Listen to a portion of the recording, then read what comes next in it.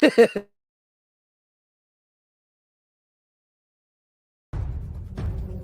following is a presentation of Sertoba Media and Comey Media Incorporated.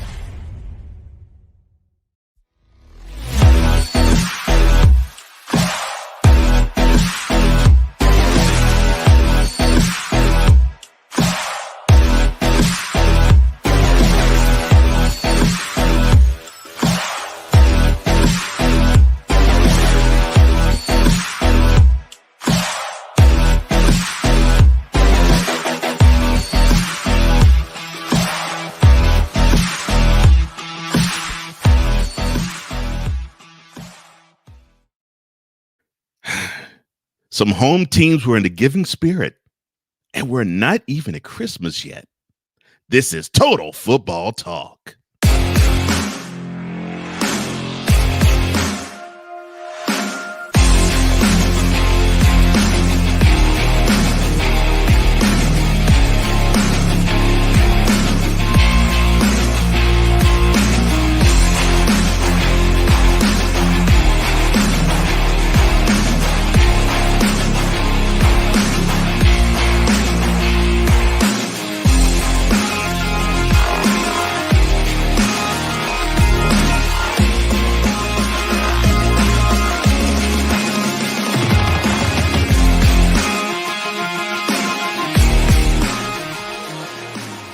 Welcome to Total Football Talk. Hard-hitting grind, news, and fun the way you like it. I am one of the co-hosts of this program, Cole Johnson, a.k.a.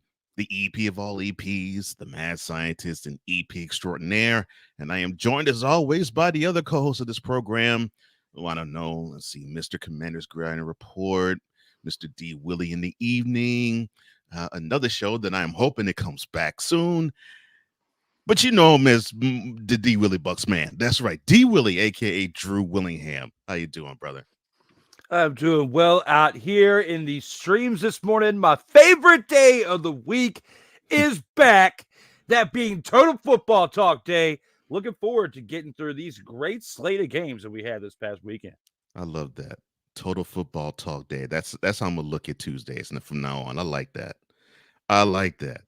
Oh, yeah. All right. Well, if you can't wait to get started, I can't either. Here we go. Opening drive time. All right, let's go. We got trips, right? At 42, 989. On two. Ready? Quick.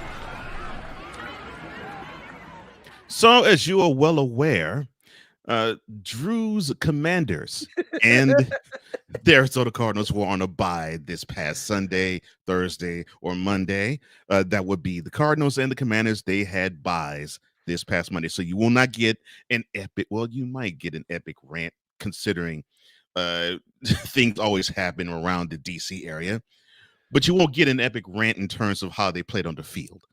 During hour 3, you will get an epic rant as we preview this upcoming game, this upcoming weekend.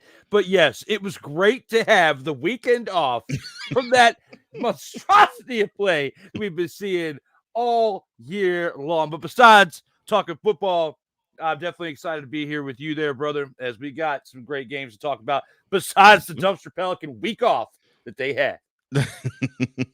And to join us as well, VLock83, Victor Lock or Vicala. It is good to see you, my man. He says, good morning once again to the EP of all EPs, Cole Johnson, and the big game under Dumpster Pelicans worldwide, Sensei Drew Willingham. Our brother Snowman, hey, and prayers out to you, man. I'm glad that you are up, about, and well and healing. That's cool. And look forward to seeing you. Well, I'll tell you off air. Okay. And Mick, what's up, brother? He says, good morning, my brothers. Good morning to you. I hope everything is well with you, and I hope everything is well with you. All right, so we got the teams that are on the byes out the way. Here's the Thursday night. Actually, no. We're going to save that for later. I don't know why. But let's get to the Sunday action.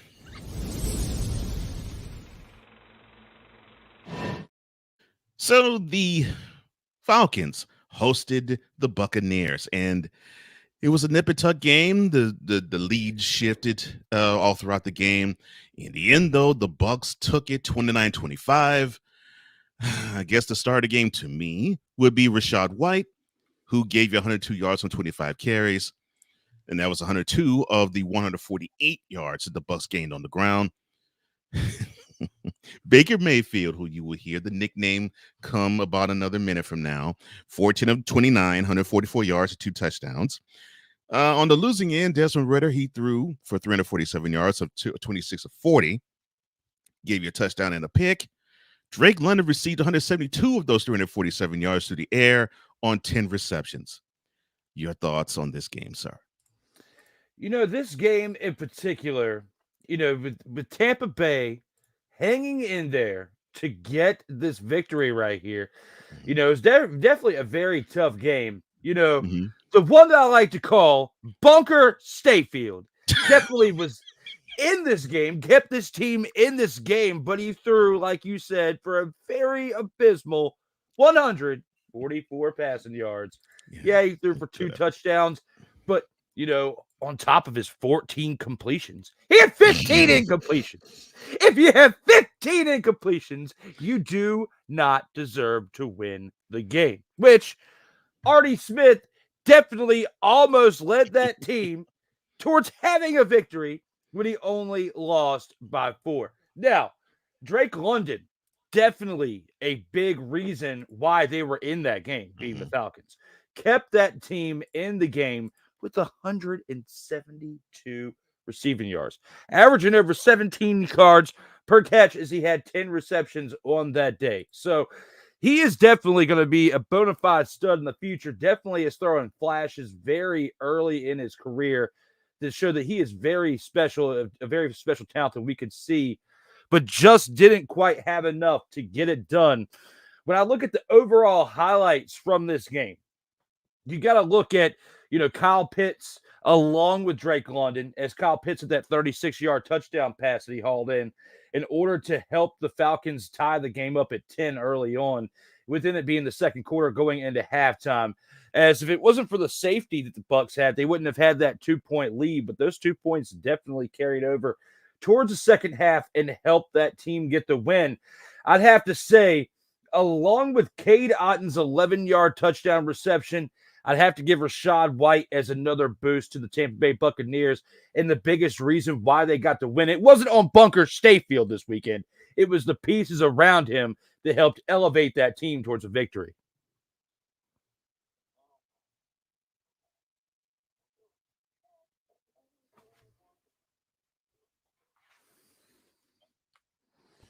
There we go.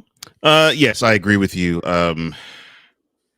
It looks like when Rachaad White is active in the offense for the Buccaneers, that seems to be what helps them out. Although Mayfield still can't throw accurately. But with all that being said, now we have a pickle at the top of the NFC South, if you want to call it the top. You have the Buccaneers, the Falcons, and the Saints. And of course, we'll talk about them in a minute or a little while. All of them are ensconced with a 6-7 record with 4 games to go in the regular season to decide who is going to be the best of the worst in the NFC South. But credit to the Bucs. They needed that victory. And, the Falcons held on to first place for a minute.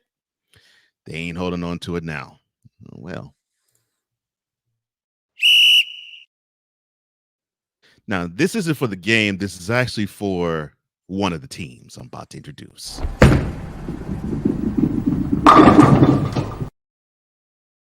Lions went to Shoulder Field. They went to Chicago, play the Bears.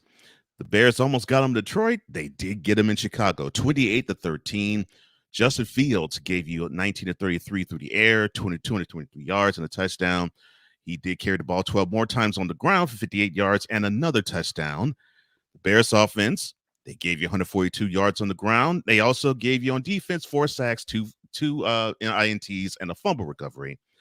Jared Goff for the losing Lions, 20 of 35 for 161 yards, a touchdown, and not one but two picks, with the Lions offense gaining 140 yards on the ground. Your thoughts on this game, sir? You had it definitely right with the bowling shoe ugly. As going into halftime, the Lions were up 13-10. I mean, going into halftime, we didn't see it to go spiral out of control to the to the magnitude of what it did. Looking at this game right here, from the second half on, the Lions didn't score at all. They were shut out during that second half, as you had two field goals by Cairo Santos, DJ Moore 38-yard touchdown haul-in, and a Justin Fields 11-yard touchdown scramble to help take the Bears to a 28-13 win, as they would score 18 unanswered points in that second half. Looking at this right here, we've been talking about the Lions all season long, about how they were contenders and Man Campbell and biting off kneecaps. Well, I think that in this past weekend's contest, they were exposed and definitely labeled now, in my opinion, as pretenders. They're not contenders anymore. Looking at Jared Goff and what he did when you're playing against the Bears, who are more infamous this season for having two picks in the top 5. Well, maybe not anymore after this past win this weekend, and if they continue to win throughout the remainder of the final month of the season. But when you have the Bears, who have been labeled as dumpster Pelicans throughout the first early half of the season, and then you go in there to Chicago and you lay an egg to the point that you did. Oh, wait, no, my bad. You were at home. My apologies. Even worse. So, no, you actually did go to Chicago. I was wrong twice when I was right the first time. Well, they almost laid an egg in Detroit, but yes. Yes. Well, there you go. But when you do what you did, whether you're on the road or you're at home, you had a 3-point, lead going into halftime. And you come out and you got all this hype around you, biting off kneecaps and being great. And you play a team like you did in the Chicago Bears and you lay an egg in the second half. You should be ashamed of yourself. Oh, man. I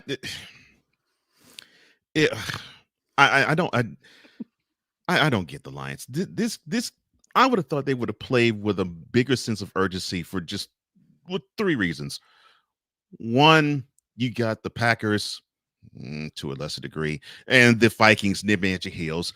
You're trying to get the best seeding that you possibly could, considering that the 3 teams that are ahead of you are they seem to be playing okay. When I group all 3 of them together, I say okay. One's playing great, one's playing okay, and one's playing eh. But you also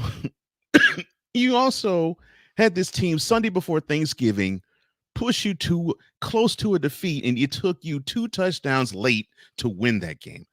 So you would think, okay, well, we got to prove to this team that, they weren't as good as we made them out to be, but you did when you played them again. Oh, my goodness. Come on, Lions. I know this is a learning year for you, but you got to do better than this. This team you should put away. And this is what happens when you just roll the helmets on the field and think that's good enough. Remember, every pro athlete gets paid and they put on the pants one leg at a time, just like you do. Sometimes I guess you need games like that to remind you of that. And they looked like they were the type of team that they needed their mommies to put their pants on for them. True with the mic trap. I love it. I love that one. The Indianapolis Colts, yes, I'm saying it like someone that we both love would. They traveled to Cincy, that's not too far from Indy, to play the Bengals, and at Paycor, the Colts paid the price to the tune of 34-14. Jake Browning, coming off of that wonderful Monday night effort, a pretty good effort here, 18-24, 275 yards, 2 touchdowns, and a pick.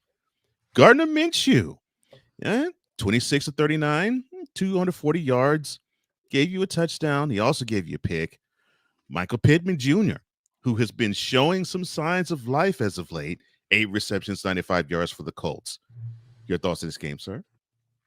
Uncle Rico showed up a little bit. He definitely threw 240 yards, touchdown, interception, but it just wasn't enough. As a little bit doesn't get you far in the NFL, as it only got you 14 points. Looking at this game right here, Jake Browning has definitely been showing up for the Cincinnati Bengals team as the backup quarterback. I mean, there's not many backup quarterbacks in the league this year that I can think of that are having the magnitude of success as Jake Browning. I mean, of course, you got a couple other names that we can throw in there. They're not going to be as big of a backup playing great as Brock Purdy coming in as a third string quarterback last year. Okay, so I'm not going to throw but so much hype around. And of course, you got, Joe Flacco coming off the street and doing what he did for the Browns, which we'll get to here shortly. But other than that, and Zach Wilson, there's really nobody else that comes to mind that's playing the backup quarterback position. That's, their guaranteed backup guy. Of course, we've seen Josh Dobbs have flashes this year coming off the street, and we've seen Joe Flacco. And Zach Wilson has been the roller coaster of what Zach Wilson has always been in New York until this past weekend, which we'll touch up on that a little bit. But Jake Browning coming in, looking like somewhat of a clone of Joe Burrow, playing on this team throughout different points. Yeah, he's had some moments here and there where he's had some hiccups, but that's the reason why he's the backup quarterback, okay? But overall, he's playing some pretty great football as a backup there for Cincinnati, keeping them alive in the playoff race as well. Something that's very exciting to watch. I know we've got some other Cinderella-like stories when it comes to backups, but this one in particular is the type of story that I could see getting a win in the first round of the playoffs. And considering the upper portion of the AFC, that is not out of the realm possibility. So yeah, kudos to Jake Browning. I mean, two back-to-back clutch efforts, and you just got to give credit to him. I mean, he's not just keeping the ship afloat; he actually is making a couple plays too, and I just I give my credit to him. I got to tip my cap to him. I mean, he's doing what he's supposed to do, even more as a backup quarterback. And you said it best. There's times I look at him and I forget, oh, that's right, Burrow is hurt. Because he's moving an offense like Joe Burrow would. I'm like, oh, wow, okay. Vic.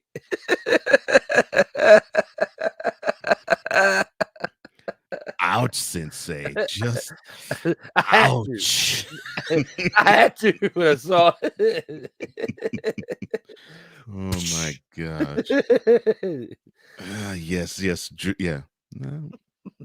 I love this, Drew. Man, I need this more often. I like this. All right. So from Southwest Ohio to Northeast Ohio, the Browns hosted the Jaguars. Browns coming in at 8-4. I'm sorry, 7-5. The Jaguars coming in 8-4. The Jaguars and the Browns, they leave Cleveland Stadium both with 8-5 records because the Browns beat them 31-27. Joe Flacco, as he said, as my partner said, off the street, 26-45, 311 yards, 3 touchdowns, and 9 INT. Really solid game from him. David Njoku, 6 receptions, 91 yards, 2 of those 3 touchdowns. The Browns defense, studs, 4 sacks, 3 INTs on a fumble recovery, and just made life all sorts of trouble for Trevor Lawrence. 28 of 50, 257 yards, 3 touchdowns, and of course we mentioned the 3 INTs. Evan Ingram was pretty much the guy that kept the Jaguars in it. 11 receptions, 95 yards, and 2 touchdowns from the tight end. Your thoughts on this game? The biggest thing that happened after the game was the fact that Joe Flacco is back on the practice squad for the Browns. Give the man some money for the final few weeks of the season, because if you are this close to making a playoff run and having a piece somewhat like what the Baltimore Ravens had in 2013 and in the year 2000 for both of their Super Bowls, having some type of game manager back there that can orchestrate the offense well enough to get you a win, 4 consecutive times, if need be, to play in the wild card round to get to the Super Bowl and win. Very possible with what Joe Flacco did in this past weekend. You know, there's been several times that I and myself, other people out there have called him Joe Fluco, as he has had some fluke-like moments. But to throw for 311 yards, 3 touchdowns, I mean, the only 2 bad things he had was 19 incompletions and an interception throughout the entire game. I'd have to say David Njoku was definitely a huge part of his success on that game.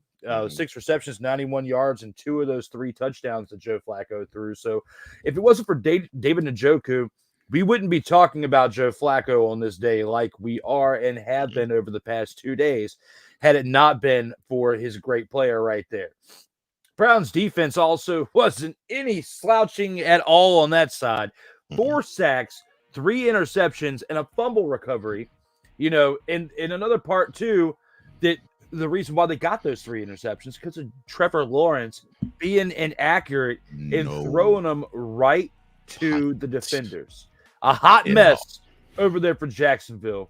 In Jacksonville, we've been talking about as contenders, but if they play another game like that, I can't throw so much shade on Jacksonville because of the type of defense that they face. I mean, we were talking about the Browns defense being as elite as they are, and the reason why and the reason why they're still in the hunt for the playoffs is because of that defense right there. So I can't throw so much shade on Jacksonville, but I can throw a little bit of shade on Trevor Lawrence because of all the hype on him. You know, I don't want to speak ill of people with hair because we all know of my situation, but you need to do a better job of representing people with hair with your decision making because if not, it looks like you're batting 420. I'm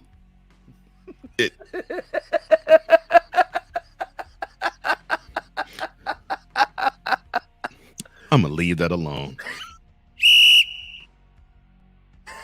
Good. You didn't have an answer. Batting 420. Lord have mercy. Oh, goodness. The New Orleans Saints. They were at home playing the Panthers. Batting 420. My bad. This wasn't even a contest at all. I mean, the Panthers.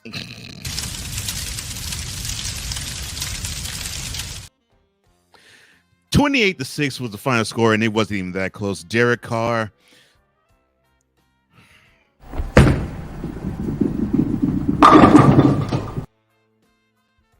The winning quarterback, 18-26, 119 yards, 2 touchdowns, and an INT.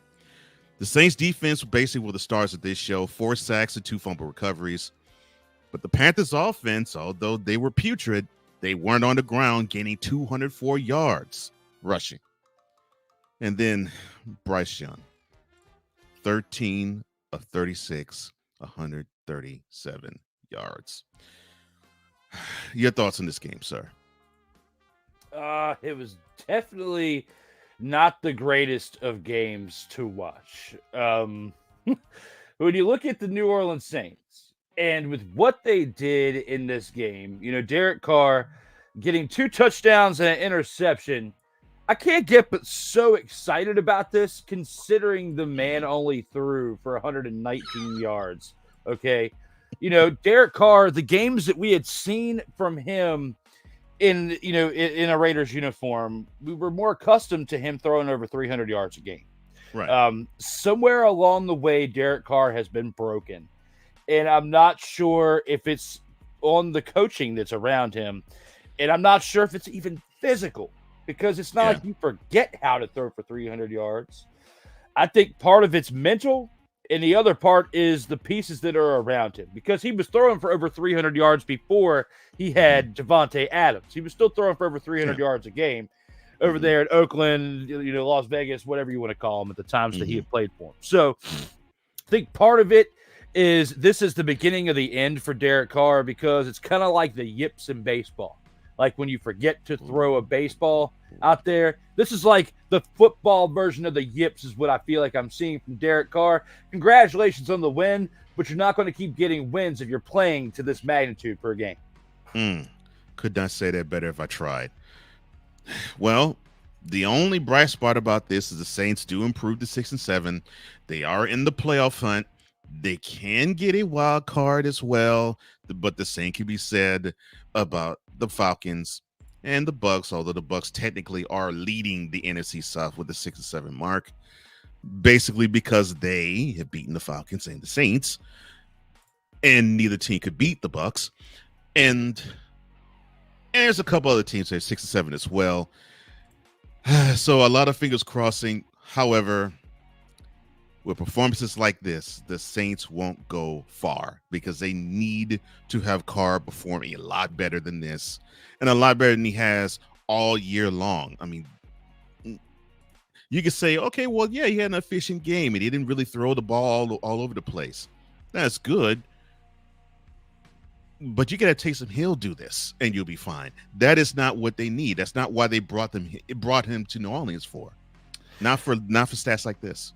If he keeps playing like this, we're going to have to summon this other person to do this. Delete! Delete!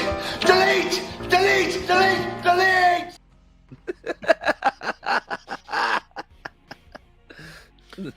Yeah.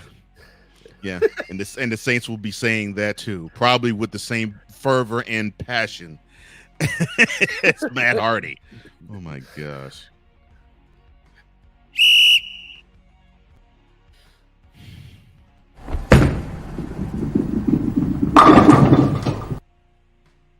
I knew it was coming.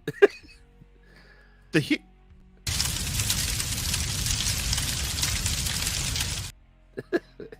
The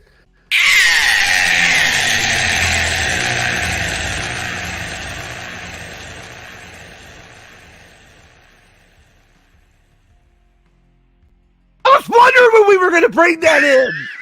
It's been too long. Oh, I love that ampness. I love that. The Houston Texans are in the playoff race.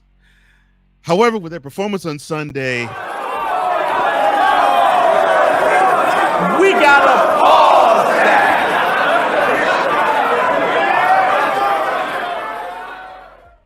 Where did that come from?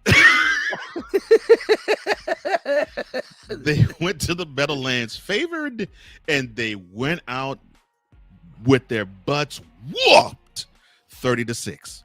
The Jets destroyed them. I'll get to what really irks me about this game after I do the stats. Zach Wilson, easily the best performance of the year, probably one of the best performances of his NFL career. And I'm not saying it just like the Texans. That's just the truth. 27-36, 301 yards, 2 touchdowns. He did have a lost fumble, though. Garrett Wilson, who has been pretty much the stalwart figure on offense for them, 9 receptions, 108 yards. He also had another carry for 3 yards. Breece Hall, although on the ground he only gave you 10 carries for 40 yards, through the air he was more damaging with 8 receptions, 86 yards, and a touchdown.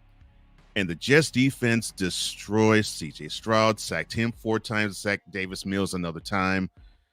5 sacks on the day, and C.J. Stroud. If 10 of 23, 91 yards, he didn't turn the ball over. But unfortunately, he now is in concussion protocol. Nico Collins, who now is over 1,000 yards, a rookie wide receiver, he's out as well. But the Texans allowed the Jets to score 30 points in the second half. Your thoughts, sir? Zachary Capono-Wilson showed up in this game. I actually get to say the word Capono again and say it in a positive manner. way. Mm-hmm. For him to come into this game and do what he did after basically where you've been hearing reports of, I don't want to play football in New York anymore. It's basically what I was hearing when I was reading stuff on the internet. I'm reading stuff and I'm seeing Zachary Capono-Wilson in my mind going, I don't want to play in New York anymore. I don't want to do this anymore. And then he comes out there and he does what he does like a Capono. Comes out there, likes a Capono, and lights it up. He earned his name, Capono, in his game as he came out there and threw for 300 yards and 2 touchdowns. Now, what a Capono does not do is they do not fumble the football. And that's what Capono did in this game. He fumbled the football. And they only won by 24 points. Had you not fumbled the football, you might have won by more. So stop being a non-Capono, be a Capono, and get wins out there for the Jets so your guy, Aaron Rodgers, can come in there against the Commies and light them up on a bad wheel, because that's what he's going to try to do to keep the season and his career alive. But good job, Capono. I had to give you the clap, and the good version of the clap, for what you did out there as a Capono.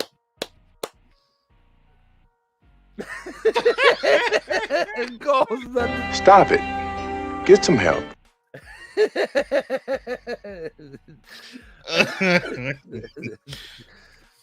I can't top the clap.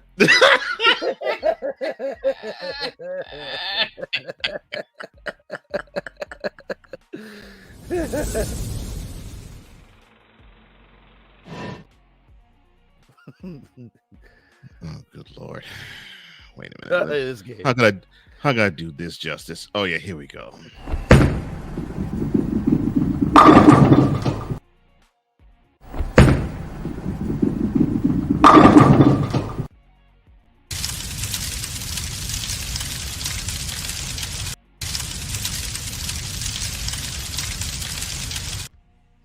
That's right, ladies and gentlemen, for the first time ever, the daily double of double bowling shoe ugly double dumpster fire of a game between the Vikings and the homebound Las Vegas Raiders.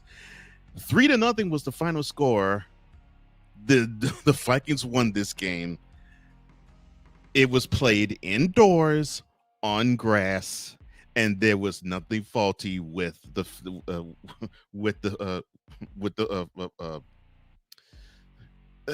grounds. Nothing was faulty with the field. So you couldn't blame it on the weather. You couldn't blame it on faulty groundskeeping conditions. This was just a poorly played game. Vikings defense, 4 sacks and a pick. Vikings offense gave you 99 passing yards. The Raiders defense gave you 5 sacks with Max Crosby gave you 2 of them. And Aiden O'Connell had a representative of an offensive day, 21 of 32, 171 yards, and an INT.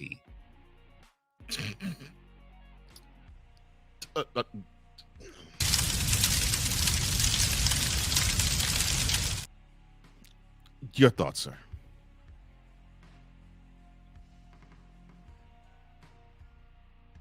Oh, yeah, I think we've seen the birth of Bizarro Drew too. Yeah, as the bizarroness made sure I was muted for that one. But when it comes into this statement game at hand, when you're looking at 3-0 game, I mean, I was reaching out to Cole Johnson on Sunday. It was saying how terrible of a game this game was. You know, you got to look at the fact of, I know he was upset about what the Texans did, but at least they scored more points in the entirety of that game for the Texans than the two teams combined here. 2 teams combined in this matchup right here. So looking at this right here, 99 total yards for the Vikings offense. I mean, I know you're missing Kirk Cousins, but you shouldn't be missing him that much there. And the defense right there, if it wasn't for the defense on your side, you wouldn't have even gotten the win. No. Because you had 4 sacks and an interception. Mm-hmm. Now, the Raiders, I know that they've been going through a bunch of turmoil. You got a different head coach. AP's been coming in, cleaning up some of the turmoil within the locker room, all that stuff. But he's a defensive-minded coach. So, as he played defense. So, for their team to only give up 3 points, I can't really get mad at the Raiders. However, this offense really needs to be overhauled during the offseason, because when you're playing a team like the Vikings, who only mustered 99 offensive yards, and they win the game by 3, that just goes to show that it's mainly your offense that's the problem over there in Las Vegas, and you need to do something to fix it. I'm trying to do as much as I can to live up to all the graphics and the transitions that Cole Johnson played when he was up here. I'm having a hard time, but I'm doing the best I can. But I'm going to give him this segment as that one is. He crushed it with those segments. Thank you. I'm sorry. This game was, yes, double bowling shoe ugly, double dumpster fire. I mean, yeah, it was just horrible. And yes, Victor, I'm sure McCoffey or Ryan McCarthy of No Credentials Acquired fame, I'm sure he was wearing his Elton John glasses on the ivories and on the ebonies and ivories singing Benny and the Jets. Yes, I'm sure he was doing that. McCoffey has Elton John glasses. Benny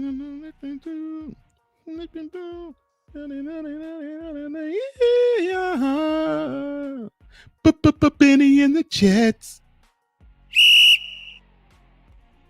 All I got to say to that. That's terrible.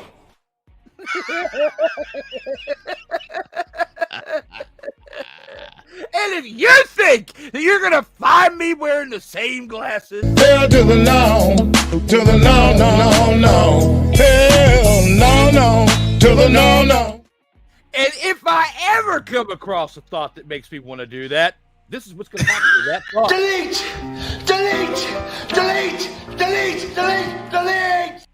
More power to you, McCoffey. I just cannot do it.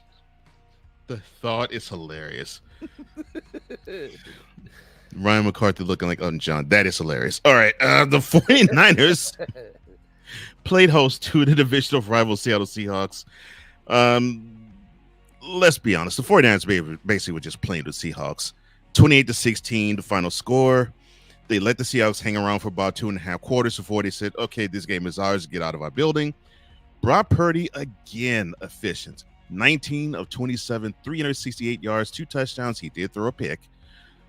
Christian McCaffrey, on the ground, he gave you 145 yards and 16 carries. He also gave you another reception for 8. Deebo Samuel, he gave you a carry for a yard and a touchdown, but 7 receptions, 149 yards, and another receiving touchdown. Brandon Ayuk, not to be outdone, 6 receptions, 126 yards. He did have a lost fumble, though. The 49ers defense, not to be outdone by the offensive output, 4 sacks and 2 picks. Drew Lock, who subbed in for an injured Geno Smith, 22 of 31, did pretty decent, actually. 269 yards, 2 touchdowns. Unfortunately, he gave you 2 picks, too. And Tyler Lockett, 6 receptions, 89 yards. Yeah, your thoughts on this game, sir? Well, it looks like Drew was unlocked in this game as he has been locked out for quite some time. When you think about what he did in Denver and then being traded, okay? You've been unlocked. You were locked down. Now you are unlocked in this game. Now, were you unlocked good enough to get the dub? No, you were not unlocked enough. You probably needed some more WD-40 to turn that lock a little bit more to be completely unlocked. You were somewhat broken, as my man who says this would say. Delete. And if you're not careful enough, that's what's going to happen to your NFL career if you don't keep consistent with being unlocked. That is why you are a backup quarterback and why your team got the loss in this game, because they're not unlocked as a unit. Now, looking at the 49ers and what they did, there's no question to how great they are this year, and they are definitely contenders. Looking at Brock Purdy, only 8 incompletions on 27 attempts for 368 yards, 2 touchdowns, and the 1 INT. Christian McCaffrey is still going off with 16 carries, 145 yards. Now, people sleeping on him. But, you know, going up to last year, you kind of had a reason to sleep on Christian McCaffrey a little bit because the type of injuries, the amount he was banged up. There's not many running backs that have been banged up to the magnitude as Christian McCaffrey has been. playing on the type of teams that Christian McCaffrey has played on and having this type of a 180 career resurgence. Because you see players starting off their career pretty great, but when it comes to the running back position, that's the one position in football where you cannot afford to really have injuries because it's going to shorten your career. By this point in Christian McCaffrey's career, based on the trajectory of the last 2 to 3 seasons, how they were going in Carolina, he should be out of football by now. He should be out of football or a shell of himself. Instead, the 49ers are getting the best version of Christian McCaffrey this season I think we've seen in his entire career. That goes to not only the talent of the entire team, but that goes to show how great of a coach Kyle Shanahan has become. They deserve to make it to the Super Bowl this year and win it. Not for the majority of their fan base, because they still upset me, but when it comes to the 49ers as a whole, the team deserves it. And I think that they're paying dividends on how much preparation they have definitely been doing off the field, and it's showing in games like this. Yes, I know that unfortunately with the rise of the 49ers will be the rise of 90 Nations bragging, and people will be saying this to them more so than Cowboys fan. Let's get ready to rumble!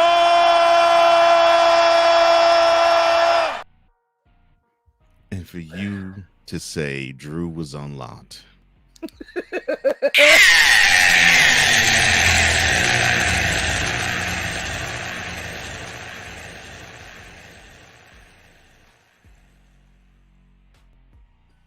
You had to go to pun route.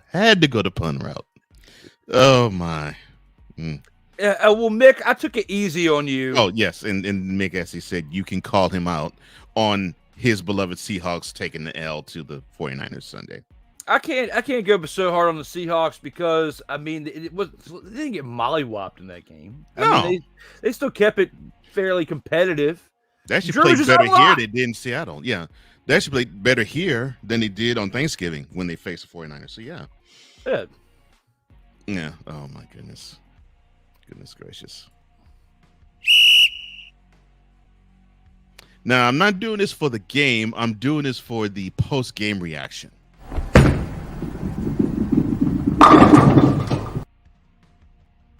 The Bills and the Chiefs renew, well, that's not necessarily hostilities because I don't think they're hostile toward each other, but competitive, I think, would be better. They renewed competitive juices once again at Arrowhead, and this was the Bills' game for the most part, but the Chiefs fought back. They tied it at 17. The Bills edge ahead 20-17. And then we see a pass to Kelsey, who threw a backwards pass to Kadarius Toney, and the Chiefs win it 24-20. Delete!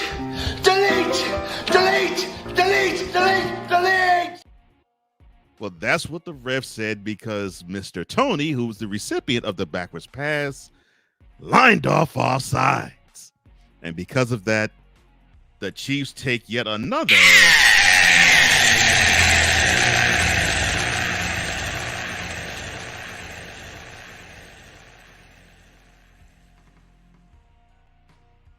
(20-17). Josh Allen, 23 of 42, 233 yards, a touchdown and a pick. He gave you 10 carries also for 32 yards and a rushing touchdown.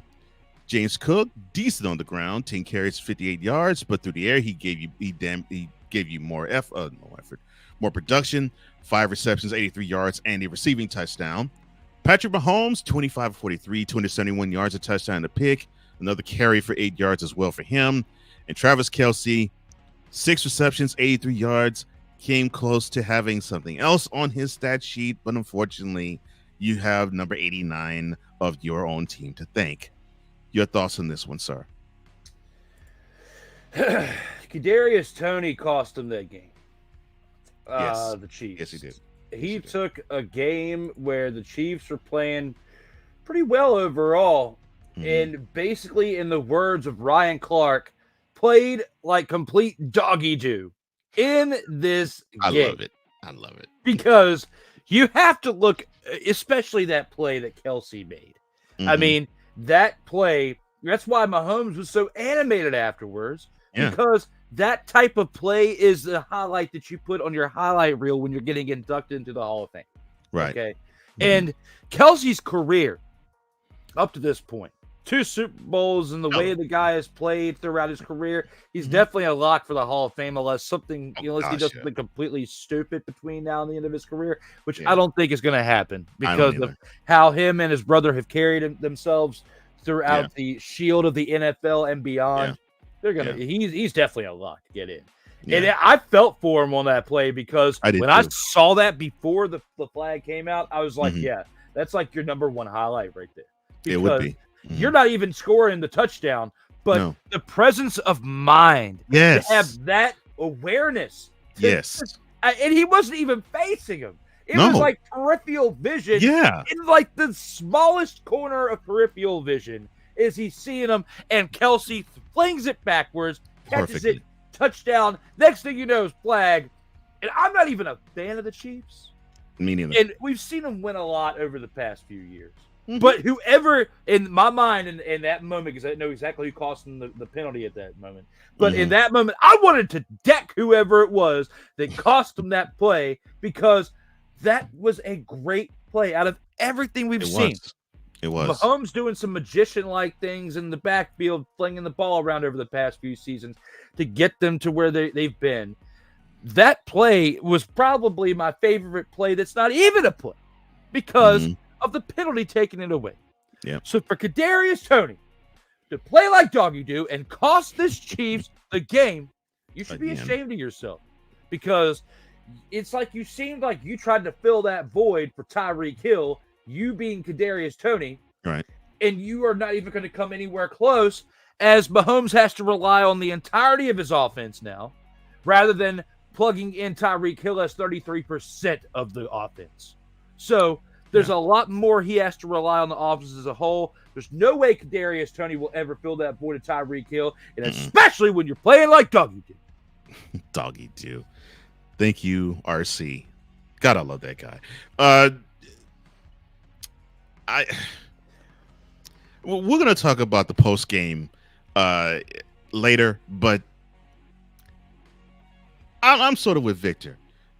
And yes, I don't think I've ever seen Mahomes get. The only time I've seen him get that angry is when he has been hurt. That's the only other time I've seen him show any type of negative emotion like that. But outside of him, and it's not his fault, that's the first time I've seen him be that way, that demonstrative. But this is not the first time Kadarius Toney has cost them a game. In fact, the very first game of the year, Kadarius Toney couldn't find his hands. It looks like now he cannot find the line of scrimmage. Come on, man. Really?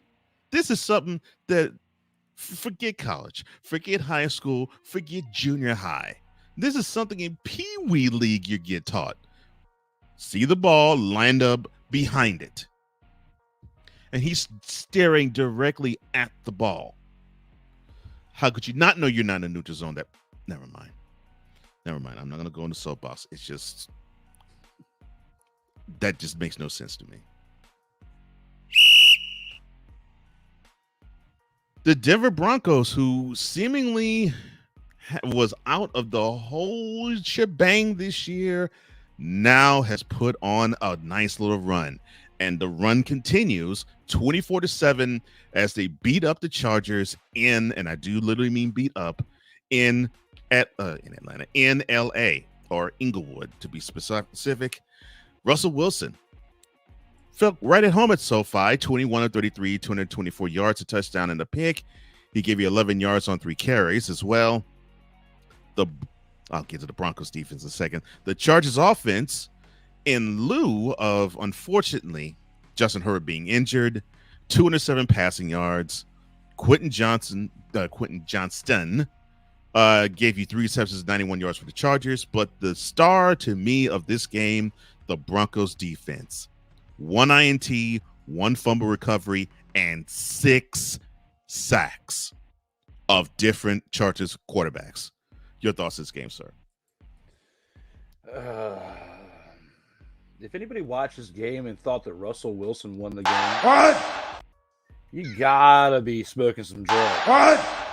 There's no way that Russell Wilson came into this game and won the game. What? Well, you can say what all you want to, but the whole point of the matter of the fact is it's what Cole said.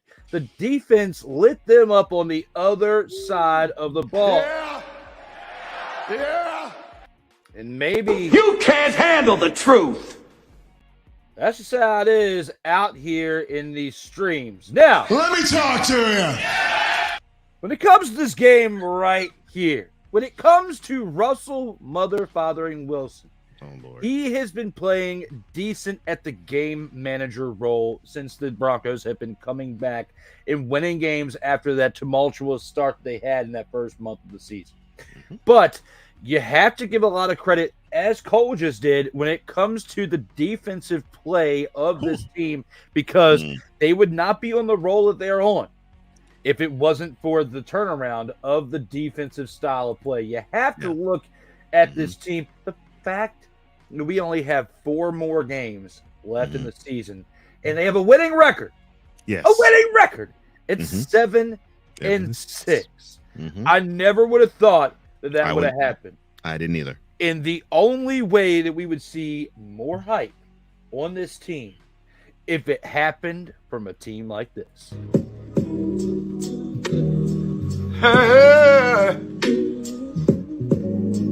Ain't nobody calling me, texting me. However, Ain't nobody care. Who? Who cares? Ain't nobody care. and some of you may be saying this. Now, that is absurd. However, Acknowledge me. I rest my case.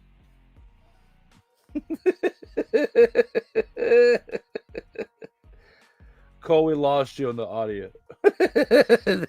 I hate it when that happens to me too. Yeah. Yes, it's remarkable that they started 1-5 and now they have won 6 out of the last 7, and they are now within striking distance of not just a playoff bid, but now they are 1 game away and 1 game out of the AFC West lead. Did we think we were going to even say that in December? Hell to the no, to the no, no, no, no. Hell no, no, to the no, no. That is how remarkable this run has been for the Broncos. They are 1 game out of the AFC West lead. Oh my gosh. Oh, Victor says, why was that brought up? That did not need to be seen. Oh, and he also said, Kadarius Toney is going to get a diss track from Taylor Swift by next week. And she attended that game too, so you might be onto something, Vic. You might see it. Yeah, I don't want to hear anybody say that their losses are effective. What she's been doing, okay, No. or the fact that she's been around the team. It has nothing to do with Taylor Swift and their shortcomings in the games that they have lost out of those 5 losses. It's, it comes down to the wire. Some of the decisions are not being made in the rightest of way, and part of it, I don't usually like to point the finger at refs, but they have been part of the reason why some of these games have been going either way. And of course, Eagles fans, if you bring it up to them, they're going to talk about the Super Bowl last year and say it should have gone their way, shoulda, coulda, woulda. This could have happened to all teams, but the Eagles are not in the top 4 of Dumpster Pelicans right there. They are probably the 29th ranked team on the list of Dumpster Pelicans. And hey, you should be appreciating my poll of you at 29 on Dumpster Pelicans, because that means you're one of the better teams of the league. Did we mention Eagles? Because unfortunately, they played like this.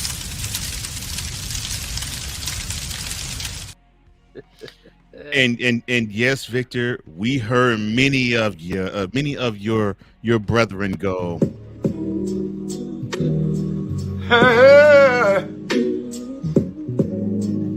Ain't nobody nobody calling me, texting me, paging me, asking me, are you still involved? Delete! Delete! Delete! Delete! Delete! Delete! Shoot him, boy. I'm still the boy. I'm still the Lord. Why?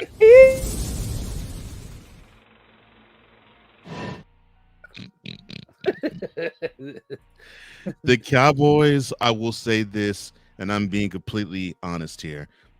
They played the best game they had this year. Yes, I know they had a 40-0 shutout of the Giants first Sunday night game of the year. This game was better. 33-13. They just simply beat down, beat around, and just simply pillaged the Eagles. Both lines of scrimmage, the Eagles stood not a chance. The Cowboys on both lines of scrimmage dominated the Eagles every which way possible. Dak Prescott gave you 24 of 39, 271 yards, 2 touchdowns. He did have a lost fumble in the game. The offense gave you 138 yards on the ground with a multitude of rushers. Jalen Hurts, 18 to 27, 197 yards, and 5 carries and 30 yards as well. A.J. Brown, 9 receptions, 94 yards, and Hassan Reddick, he did put Dak Prescott on the ground twice. Oh, I'm sorry. Devontae Smith, yeah, he had a decent game. I think it was 6 receptions, 74 yards, something like that. And that's right, ladies and gentlemen, the Cowboys defense forced Hurts, Brown, and Smith into fumbles and recovered all of them. But Brandon Aubrey, to me, outside of Dak, is the star of the game as well. 4 made field goals, 3 of them from 50 yards or greater. Your thoughts on this game, sir? This game was absolutely... That's terrible. You know, looking at how this game was from start to finish, I just wanted this man to come out there and say that. You're fired! Yeah, that game was all Cowboys. To somebody. Anybody, huh? Just anybody. Even if it was like the 3rd string left tackle on the Eagles, you deserve. You're fired! Because there was the Eagles. Oh my gosh. the 3rd string left tackle for all that being said. The left tackle. Wow. Because there was nobody on that Eagles team at the end of the game that said, I think I got my swagger back. Oh. Rick James was either looking down or looking up saying this. Now, that is absurd. Hopefully looking down.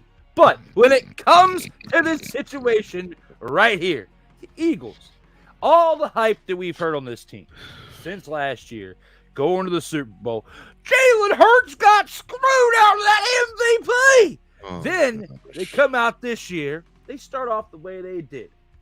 Jalen Hurts is going to get his MVP back. And I was part of the people saying that. And I've said it on this show, is they're going to make up for not giving Jalen Hurts the MVP last year. And they're going to basically give it to him this year. But when you play games like you did this past weekend, it's going to make it a little bit hard to make that happen. Because there's other people in this league who are playing some great football, even though the Miami Dolphins getting exposed here recently. And if it wasn't, and they can't do anything without Tyreek Hill. That was because when he's off the field, Tua looks like a shell of himself. So if anybody had Tua in the MVP race, they need to take him out, because if anybody on that Miami Dolphins team deserves to be in the front running of the MVP in the top 3 to 5 people as candidates of the MVP, it deserves to be Tyreek. Now it's Tyreek. No, it is without a question of a doubt. There's no other wide receiver that deserves to be in the MVP race this year except for him, and there's no other Miami Dolphin that deserves to be in the MVP race this year except for him. Because when you look at what the Eagles are doing, especially in this game right here. Their number one, weapon, A.J. Brown, can't even carry them to stay that close in the game. Like if Tyreek Hill and him were to trade places. Because if Tyreek Hill wasn't banged up like he was this past weekend, but if he was at Tyreek Hill form and he was on the Eagles in place of A.J. Brown, they wouldn't have gotten mollywopped like they did the other night. Yeah. So the Cowboys showed up. The Cowboys team is for real this year. That defense, even without Trayvon Diggs, has been making great waves throughout this league this year. And it's tough to be a fan of the Commanders, a person that analyzes and covers that team as well, and watch this Cowboys team 2 times a year, especially this year, because they are for real. They are coming. And you can have your quarterback sounding like he's in the back of a short bus saying, "Here we go!" But he is still doing the things that needs to get done out there on the field. And you can say whatever you want. If you play to the magnitude of what you do, my hat's off to you if my hat was on my head. Oh my gosh. Yeah. Fit just says the gross misuse of Taylor Swift is starting to be borderline. It's starting to borderline on the criminal. Oh, and happy birthday, Taylor Swift. Your birthday is tomorrow. I hope everything is good with you. Although I know you're not happy with how your man performed. Well, you're happy with how your man performed. You're not happy how your man's team performed. Yeah. You can't be upset at Kelsey because, Kelsey's great. balling. Yeah, Kelsey's balling. It was Tony to play like doggy do. This is true. And I thank you. All right, like I love that doggy do. I'm going to have to find that. And Victor says, "Oh, believe me, Cole, the moronic Republic of Cowboys Nation has been buzzing all night." Oh, and he says, no, not Taylor Swift, DeAndre Swift. Here's what I'm not liking about that. Is this an admission of the Eagles offense and the offense coordinator in saying the line is not good enough to actually run block? Because to me, when they established the run, that team is a lot better.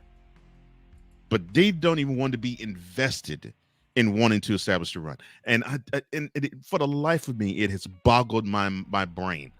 Because I was like, well, Swift is not really injured. And I didn't see one huge loss on the offensive line for the Eagles. That is really bothering me. And now it's coming back to bite them because they have now taken a 42-19 thumping to the 49ers and now a 33-13 thumping to the Cowboys. Yes, I know it wasn't as much of a thumping as the 42-19 game was, but the Cowboys physically dominated Sunday night's game. And I don't care if you're an Eagles fan or not. That cannot happen if you think this team is going to go to the Super Bowl again like they did last year, this year. You just cannot have that happen. And, of course, we have a brother in Cool McCain. I actually said to him the Monday after last Sunday's game, I said, I hate to say it to you, brother.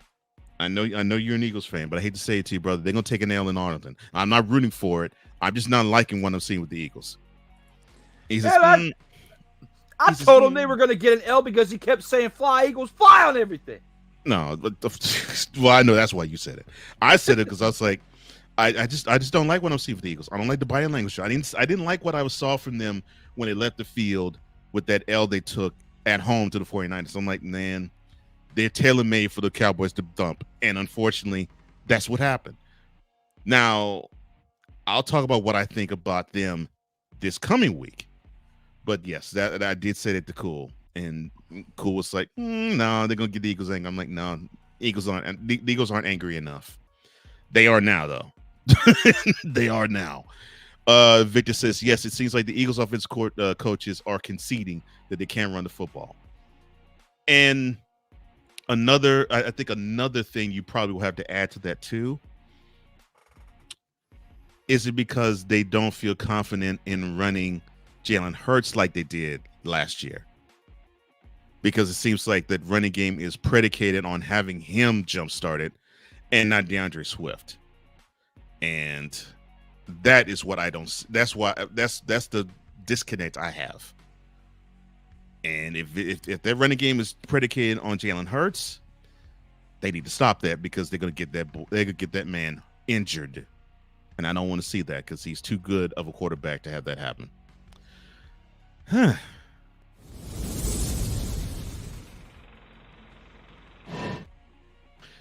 One of the Monday night games we will talk about now, the NFC Monday night game. The Giants in the Meadowlands hosting the Green Bay Packers. They have been coming on strong, but they fell short. 24-22 was the final score. The Giants come from behind to win. The Giants offense gave you 209 rushing yards, with Saquon Barkley giving you 86 of them and 2 touchdowns. Tommy, don't call me Tony DeVito, extremely efficient. 17-21, 158 yards, and the other touchdown passing variety. For the losing cause, Jordan Love gave you 25-39 for 218 yards, a touchdown, a pick, and a lost fumble. Randy Bullock missed a field goal earlier, but he gave you a game-winning 37-yard field goal. The biggest part to me about this game was that the Packers had opportunities to convert on third down, and I think they only converted on 3 of them the whole game. And I think it was in double digits how many third down opportunities they had. And to me, that was the game, because if they converted maybe 3 more of those, the Packers would have won this game. Your thoughts, sir? So the biggest thing that stuck out to me, it was very similar to when Travis Kelce and Taylor Swift started dating and they kept cutting to the audience and cutting to her.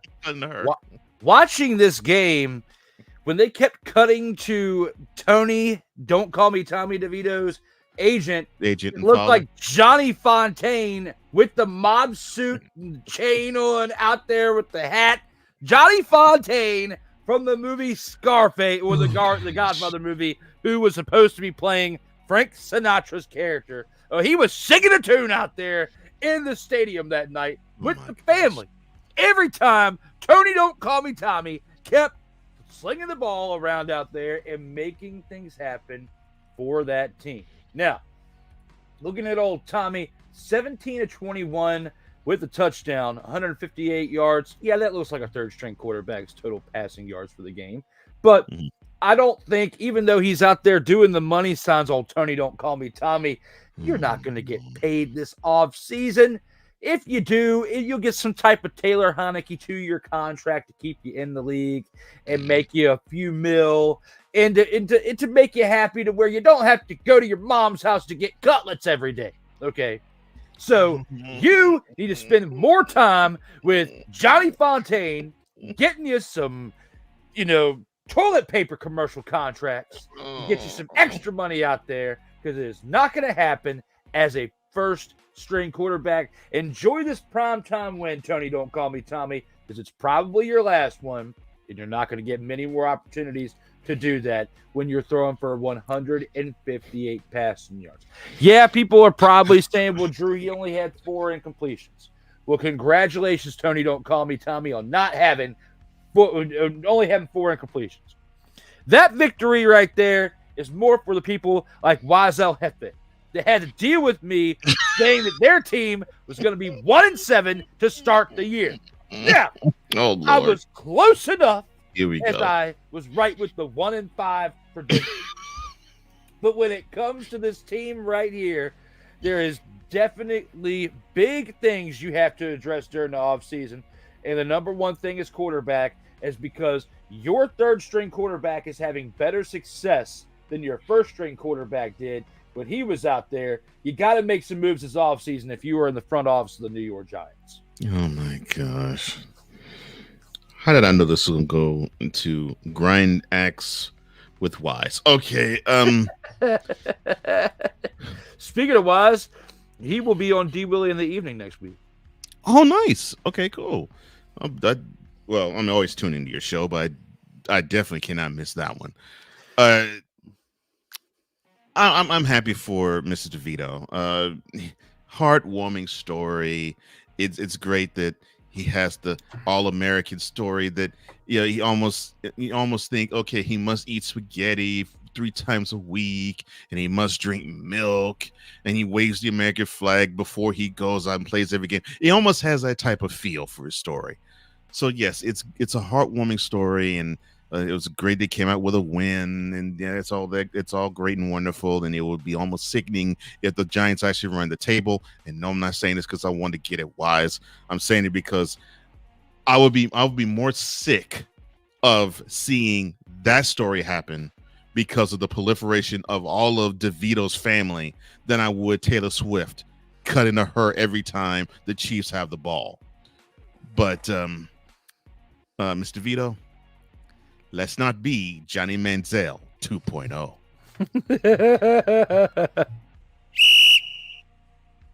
Hey, but if you grew out a mustache, it looks like a mini Jeff Hostetler.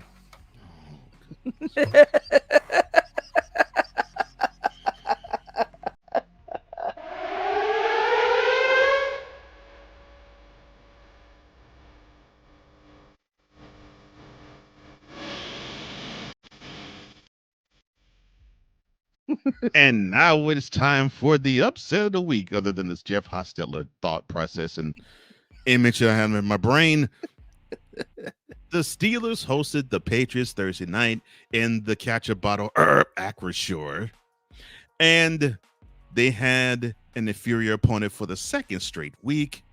Well, I should say second straight week of games, but twice in 4 days. Inferior opponent in Pittsburgh, the same result as last Sunday. Another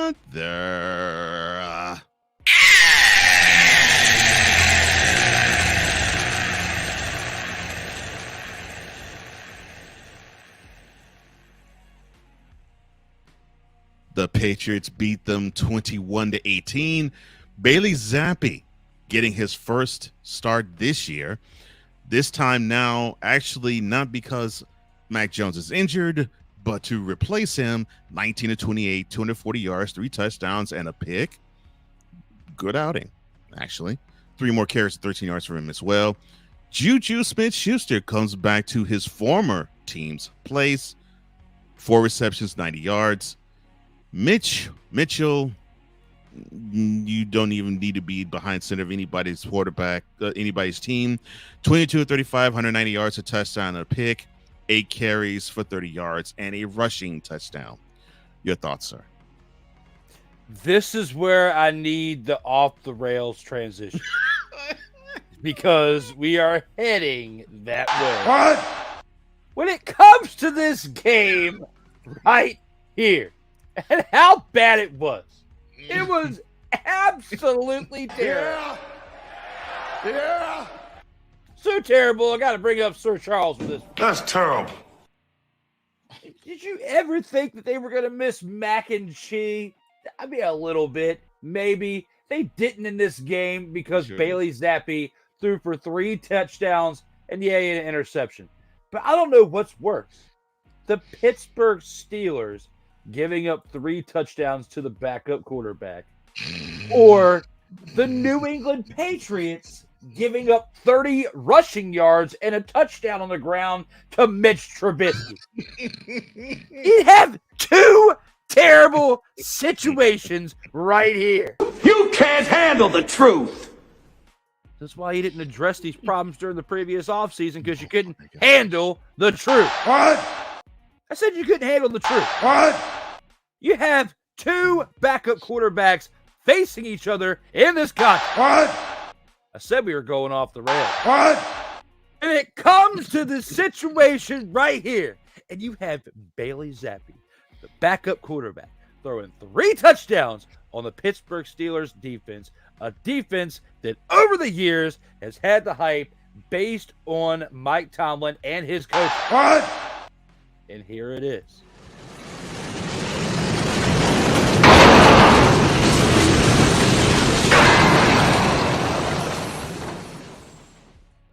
More like they are completely off the rails, because those are the 2 teams that are playing like complete dumpster pelicans on this season. The Patriots were looking to have a top 5 pick, and the Steelers are helping them get out of the top 5 by getting victories the way they did in this past week. Yeah. Making Bailey Zappi look like Thomas Edward Patrick Brady II. What? Junior. Not as bad, but Yeah. Yeah. I'll acknowledge your junior with Yeah. I'm still going to come back with it. What? Because this game right here was absolutely terrible. If anybody got excited during this game, they need to reevaluate themselves as a fanatic of football. And you should have been taking a good old nap during this game like you did during the Minnesota Vikings and Las Vegas Raiders game. I rest my case. And now after that take, I need to. Stop it. Get some help. I feel drained. And that was yet another production of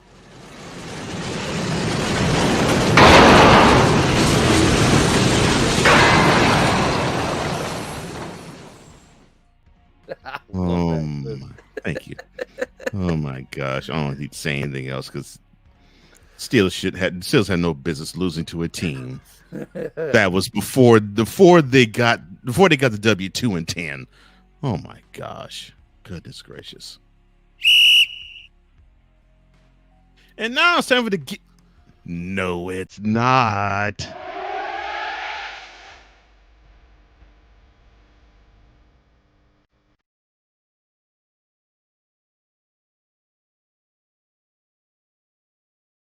Now, in the cold open, I did say that there were some home teams that were in the giving mood, and this wasn't Christmas yet.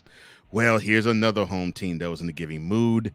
And that's right, ladies and gentlemen, we had not one but two upsets of the week this week. The second one, the Miami Dolphins. No. They weren't the ones upsetting. They were the ones getting upset. They hosted the Titans, but took an L after they held a 27-13 lead with under 3 minutes to go in the game, but they lose it 28-27.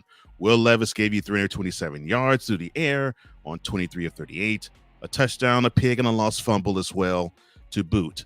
DeAndre Hopkins, 7 receptions, 124 yards, and a touchdown. Tyjae Spears out the backfield, 7 carries, 29 yards, but from out the backfield catching, decent. 6 receptions, 89 yards. Tua Tagovailoa on the losing end, 23 of 33, 240 yards and a lost fumble. And after the first quarter, he seemed lost, period. Raheem Mostert, good on the ground, 21 carries, 96 yards, and 2 touchdowns.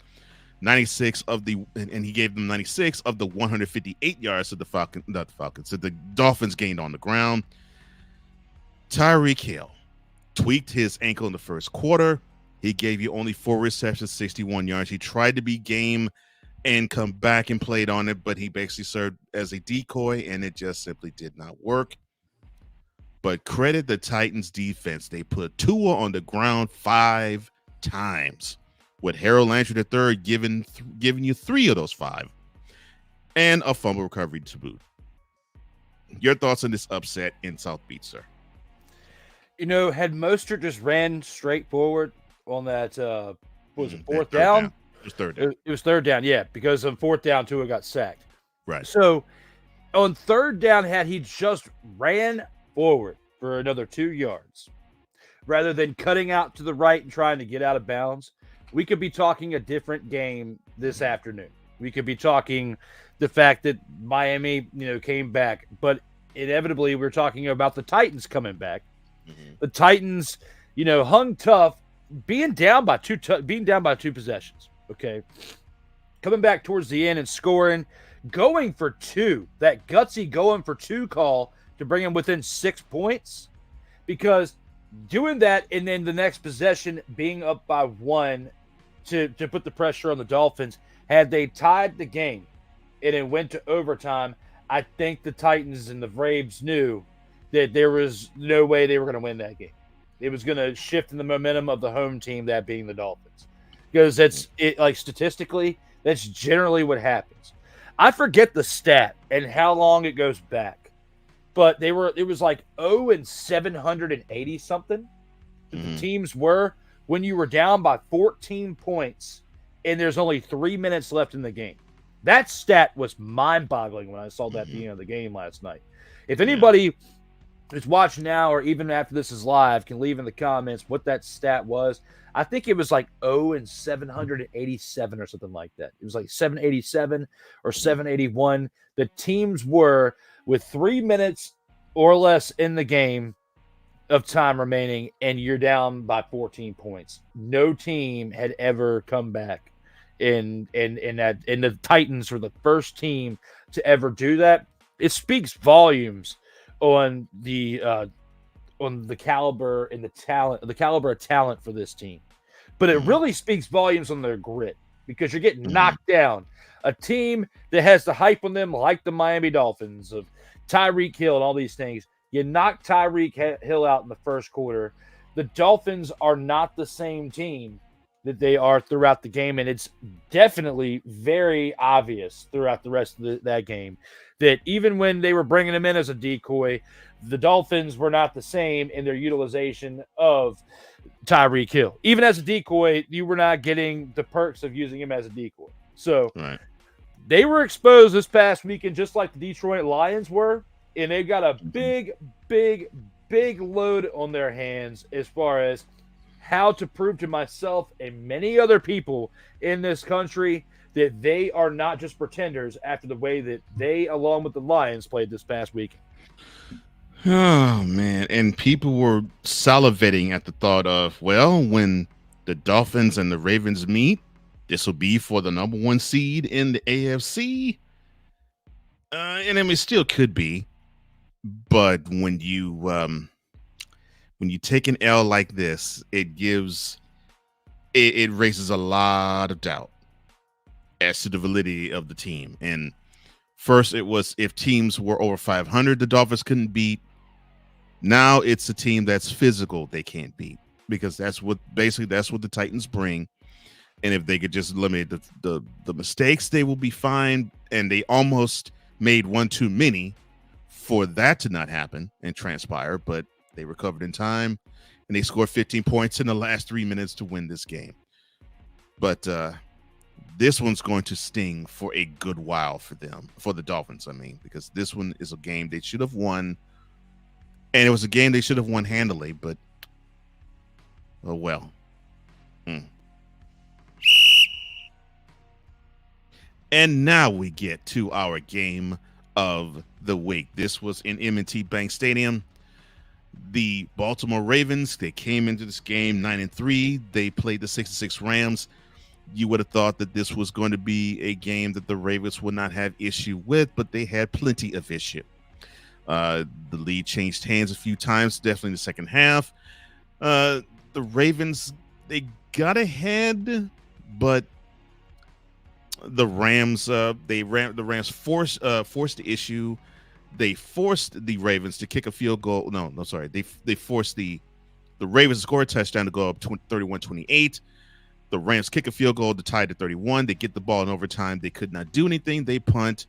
And Tylan Wallace, who was substituting for Duvernay, he returns the punt 76 yards to end the game and win it for the Ravens. Lamar Jackson, okay. 24-43, 316 yards, 3 touchdowns, and INT. He also rushed the ball 11 times for 70 yards. The Ravens offense gave you 137 yards on the ground. Well, of course, half of that basically belongs to Lamar Jackson. Odell Beckham Jr., 4 receptions, 97 yards, and a touchdown. Isaiah Likely chipped in with 5 receptions, 83 yards, and another touchdown. And for the Rams, Matthew Stafford, 23-41, 294 yards with 3 touchdowns. Kyren Williams, who's establishing himself to be a playmaker for the Rams, 25 carries, 114 yards. Cooper Kupp, 8 receptions, 115 yards and a touchdown. Puka Nacua, 5 receptions, 84 yards. Your thoughts on this game, sir?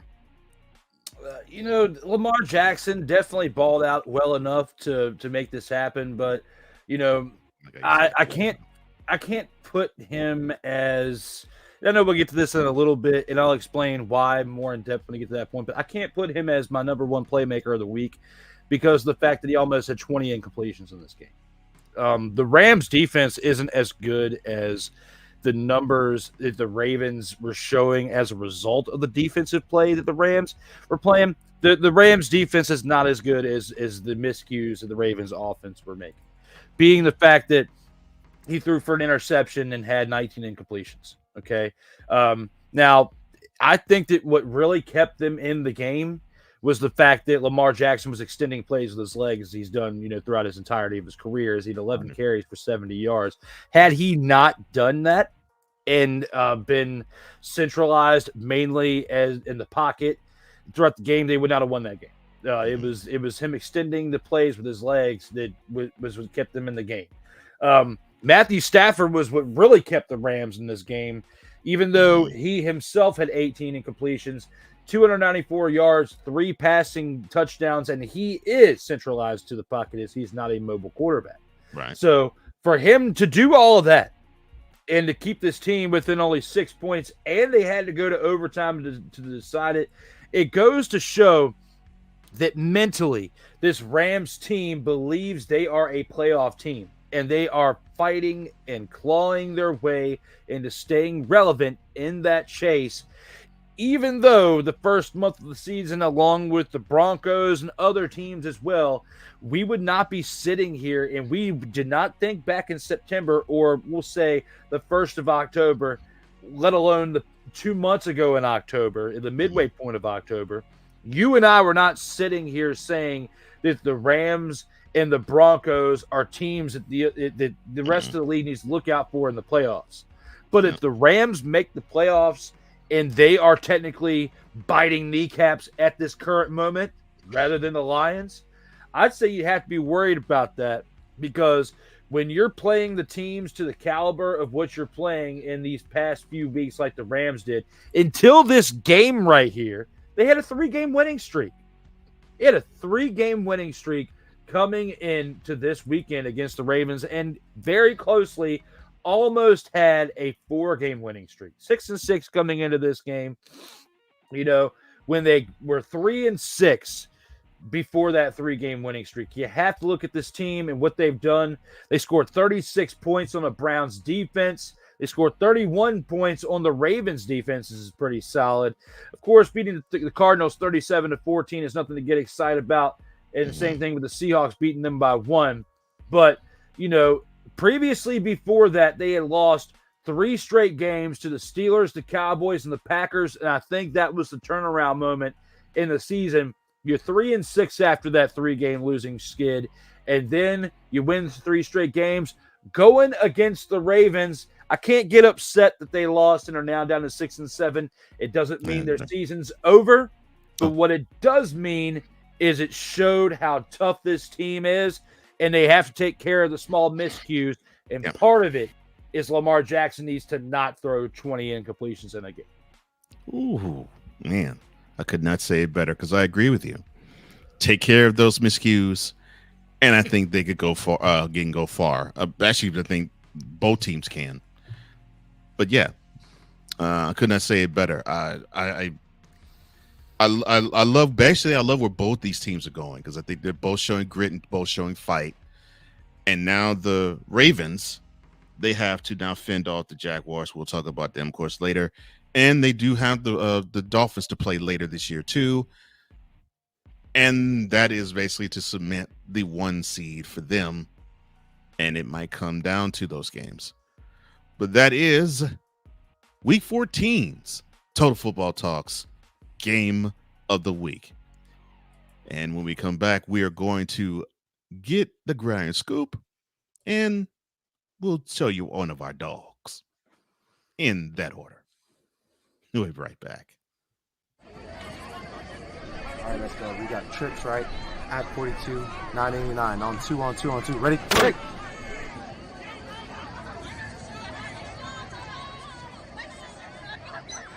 We're just getting started. Total Football Talk will return right after this. Everything Boston. I love you morons. You kids from the block. New Edition. Dear whatever the law firm is. Sincerely, the U.S. Supreme Court. Ben Affleck. Matt Damon. Go yourself again. Jason Whitlock.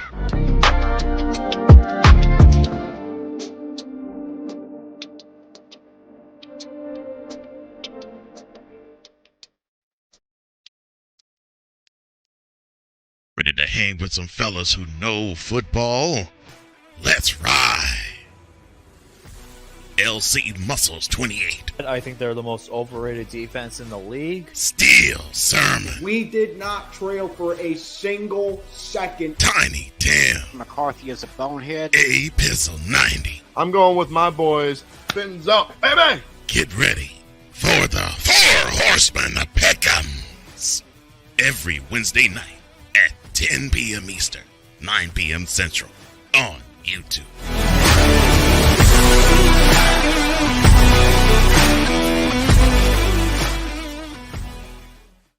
Poppy J. You got the option to cry for the government. You got the option to protest. You got the option to keep buying.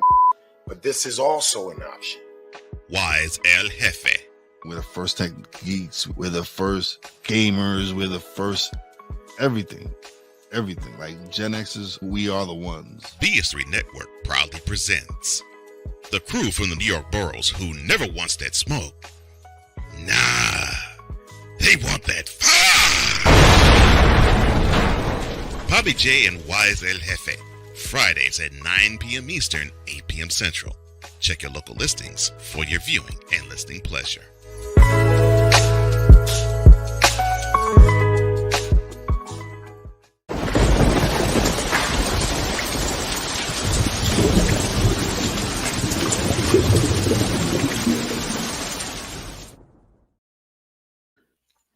We are back with Total Football Talk with Drew Willingham. I am Cole Johnson. And wonderful slate of games this week. As I said, the home teams were very giving. I'll put it that way this week. But what's on tap? Well, it's time for the GRIDIRON Scoop.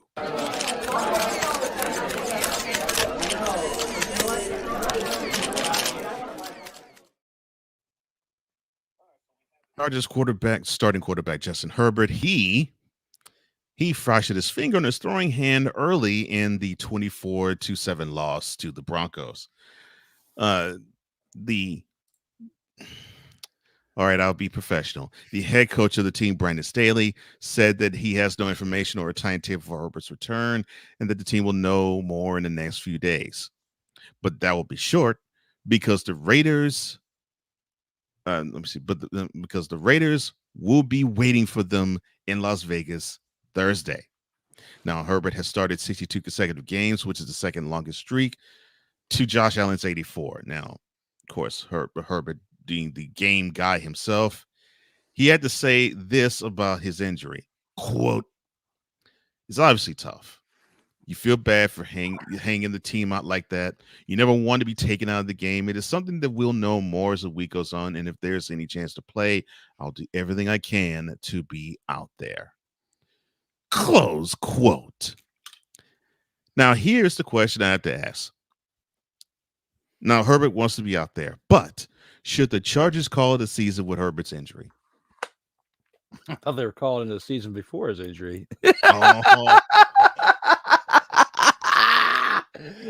So my answer is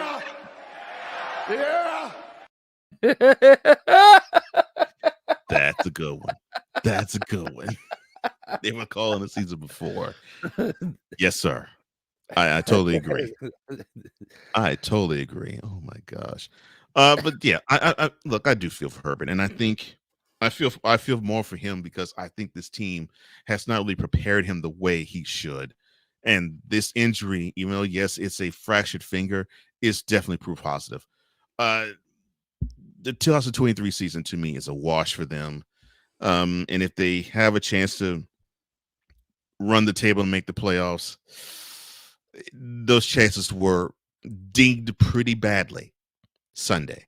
So, yeah, I don't see any way around that for him. Oh, well, but I wish him well. I hope he heals up quickly. But I think he should call it a wrap for this season, though.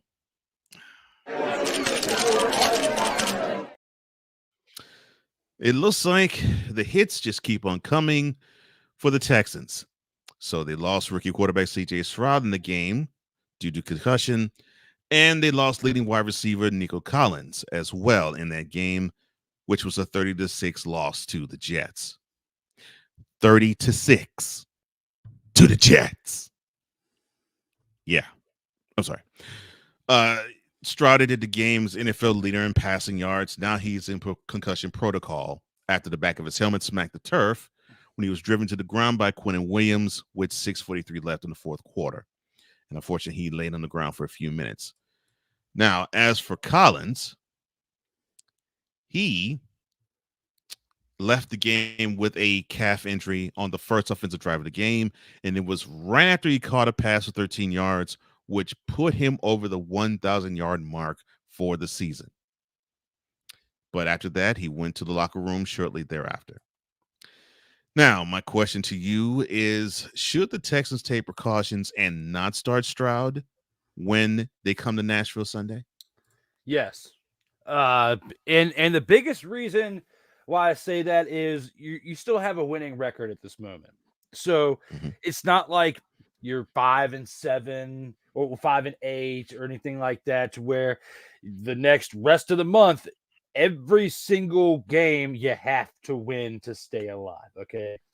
Now, for seeding, yes, it makes a difference. But this is the future of your franchise quarterback that you just drafted. You're in the first year of a potential 10 to 15 to 20-year career. Okay. Depending on how things plays out and how he does after his sophomore season next year and beyond. I mean, there's a lot more question marks that have to be filled before we get too far ahead of ourselves. But in this moment, we've seen many other rookies or many other young, talented players get banged up, and the coaching decides to put them in there a little bit too soon. And then they have lingering effects, no matter if it's the knee, if it's the shoulder, if it's the elbow. But the most important piece is your dome piece, and that being your brain. When it comes to this, as much as we joke around and play around, here and there off the rails, whether it's this show or other shows that we do, the most important thing you have to have, no matter what you're doing, whether it's a sport, whether it's podcasting, whether it's driving a mother-fathering car, you have to have a brain, okay? And if you don't have a brain, you're going to have miscues. You're going to mess up. Well, you can't really do anything without a brain. But if you lose part of your cognizant thinking ability, especially when you're out there on the field being a quarterback, you're supposed to be a cerebral assassin, bringing in the wrestling term from Triple H, the game for wrestling. But here on the field of football, you have to be a cerebral assassin. You have to be able to use your head in the quick moments. Sometimes you only have like 1.5 to 2 seconds to make a play in your mind before you actually make the play on the field. So I really encourage the Texans to not rush him back on the field, because you got to think long-term here. I would be completely okay if I was a Texans fan like yourself and you kept Stroud out this week, potentially the next week, and it cost you the playoffs. I would be okay with that, because you still have another 10 to 15 years. You can see this kid, and more than likely he's going to stay in Houston as long as DeMeco Ryans and the rest of the staff and the front office continues to build a great team around him. You're not going to be able to do it with Davis Mills. 1 of 5 for 4 yards. Okay. Look at what Davis Mills did and cleanup duty for him yesterday. You cannot take a chance of getting further in the season or even to the playoffs and relying on Davis Mills. He's going to let you down. It's not going to work. Take care of C.J. Stroud and get him back in there healthy. Yeah. And I second that.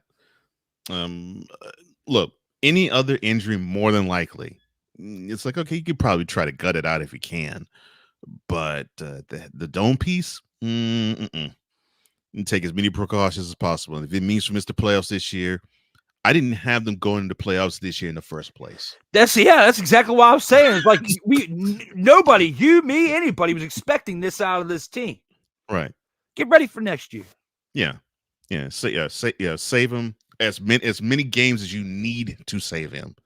But yes, his future is more important than trying to get 10 or 11 wins on the season if you can. Yeah.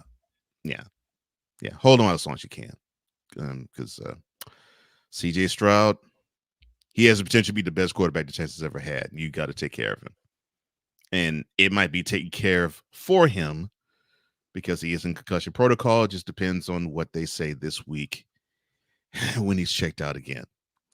And if they throw him back in there this week, you know that whoever's in charge was listening to too much Phil Collins and that One More Night song. One more night. Yeah, you had to throw him out there one more time, and he got hurt one more time. You take that One More Night song and you stick it somewhere where it doesn't shine because you need to keep him off the field for this weekend. It's all about the game and how you play it. Well, no, we have fun on the show, and I think it's great. Unfortunately, sometimes we have to bring news like this to you as well. It shocked me when I heard it. Frank Wycheck, who was a former tight end for the Titans and a big time sports personality in the Nashville area, he, with a fall, died at the age of 52 on Saturday. Wycheck's family confirmed that he died after that fall in his home, which is 2 hours away from Nashville and Chattanooga. The 6th-round draft pick by Washington, actually, in 1993, after playing collegiately at Maryland, he played 2 seasons for the Commanders before joining the Oilers in 95 and moving with them to Tennessee 2 years later. Now, he became a trusted receiver for the late quarterback Steve McNair as the Titans made the playoffs 4 times in 5 years from 99 to 2003, including the Super Bowl 34 appearance. Well, since he actually did play for Washington, what are your memories, although it was very early in your fandom of the team, what are your memories of Frank Wycheck?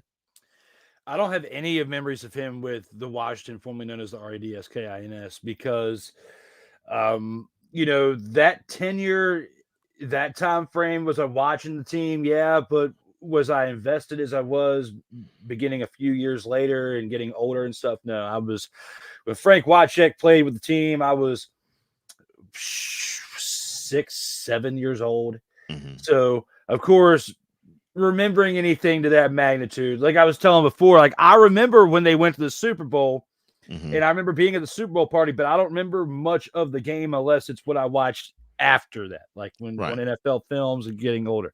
Mm-hmm. What I do remember from Frank Wycheck is his time with the Titans, and especially being part of that Music City Miracle, as they have showed that so many times, being part of that team that literally got a half a yard away from winning the Super Bowl. On that play where Kevin Dyson, dived and almost broke the plane, came pretty close to breaking the plane, but unfortunately the Greatest Show on Turf won that year. For him to be like, 51, 52, I mean, that's very young. That's very young to me. We would have said, people would have said this 20, 30 years ago, they'd been like, 50's old, you old son of a gun. Yeah, you'd have been like, you old, but now, 50's like the new 40, 30's the new 20, whatever the case may be. So when I hear someone at that age falling and dying, like either he lived at a big house and fell off the second story, somebody needs to investigate and see if the man was pushed, because it's hard to believe that someone who's 52 years old, 52 years young, in my opinion, fell and hit his head and died. Now, if this was 30 years from now, if this was the year 2053 and the man was in his 80s, I believe it a little bit more. I believe it a little bit more. Yeah. But when you hear that someone at the age of 52 and fell and hit their head, if you told me today, like, hey, like I fell and hit my head, I got a headache. If you hit me up at like 9 o'clock this morning, hey, I fell and hit my head. I can't do the show today. I would power on or whatnot, try to do it without you, whatnot. but I wouldn't expect that later on in the day you'd be dead. Like I would think like, yeah, you needed to go get your head checked, concussion protocol, like we are just talking about with the last segment. I'd still expect to see you next week. Talk to you throughout the week. I would still expect to see you next week. Right. Thinking of this magnitude, the fact that Frank Wycheck took the hits that he did in the NFL, played in a harder era because he was in the NFL right before it became pacified in the 2000s. Okay. So to think about the abuse the man took on the field, and then in 2023, just before Christmas, we're talking about the fact that the man hit his head and is no longer here. I'm not like a big conspiracy theorist, but I feel like there's a little bit more to this story, or just the amount of hits that I was just talking about with what the man took back in the day. I don't really want to say it this way because it might sound bad, but maybe it softened him up enough to where a regular hit that you and I would take by falling and hitting our head, in me in my late 30s, in your age too, closer to Frank Wycheck than me, but still, if you were to hit your head, I wouldn't think that it would be as bad as what happened. Maybe, the dome piece got messed up a little bit too much to where it was a little bit more you or I, if we would have hit our head, or it was a bigger fall, or options. There's a little bit more of the story. Yeah. I just was not thinking that. The last time I saw Wycheck, which was like about maybe a year-ish or so ago, I'm like, looks like retirement is serving him well. I mean, he looked like he was active. He didn't seem like he was infirm anyway. And yeah, to get this news Sunday, it was a shock to my system. But prayers to the family, and you gave wonderful memories. And yes, the Music City Miracle is what he's going to be always known for, and probably best known for. But he probably would also go down in Nashville as one of the first Titans stars that made Nashville and the area of Middle Tennessee home for him. But unfortunately, he passed away. Frank Wycheck, former tight end of the Commanders, the Oilers, and then Titans, dead at age 52. And that concludes the Gridiron Scoop.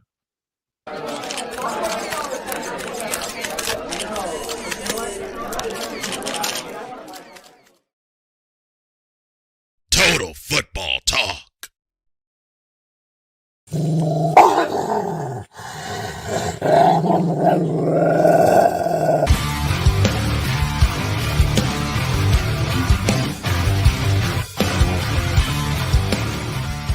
Now, where are my dogs at? Oh, yes, it's time for the grand champ, or the dog of the week. And for his dog, I turned the floor over to Drew. This time, it was definitely a very challenging one. I've said this a few times during our 15 episodes that we've had now, but, there were 3 quarterbacks that, in my mind, if I were to put in the dog of the week, there were some other players and other positions that I felt like made enough of an impact. But this week, I'm going to go with a quarterback again. Had it not been for nearly 20 incompletions and the interception that kept the game close, I would have given it to Lamar Jackson. If it wouldn't be the fact that they're on a 5-game winning streak and he threw an interception in the game, I give it to Brock Purdy because he only had 8 incompletions on 27 attempts, threw for 368 yards, 2 touchdowns. But for this week, being the fact that I didn't think we were going to be able to speak of him this highly again, and I think I said this the last time I gave him this award during the season as well. The backup quarterback for the New York Jets with the middle name Capono, I have to give it to Zach Wilson this week. Again, after, a month or so away from not giving it to him, as he's played like a dumpster pelican since the last time I gave it to him. And I'm kind of hoping that with me giving him this award this week, he'll play like a dumpster pelican again. The Jets will not be in the playoff race, and the Commanders will have a chance of beating the Jets here in a couple weeks. But when it comes to this situation here with Zach Wilson, I mean, the kid was 27 of 36, 301 yards, 2 touchdowns, did not throw an interception. Now, we can't give all of the hype to Capono here, as, you know, the kid did have a lost fumble, okay? So out of the 3 quarterbacks that I mentioned, 2 of the 3 had an interception, and Capono had a fumble. If Capono didn't have the fumble, he would have had a lights-out game. But because his middle name is Capono, it's probably why he fumbled the football. Somebody was probably saying, Capono, I'm coming after you, Capono. And he looked left. They were coming to the right, and they stripped the ball out. And there you go. Capono fumbles the football. We got to pause that.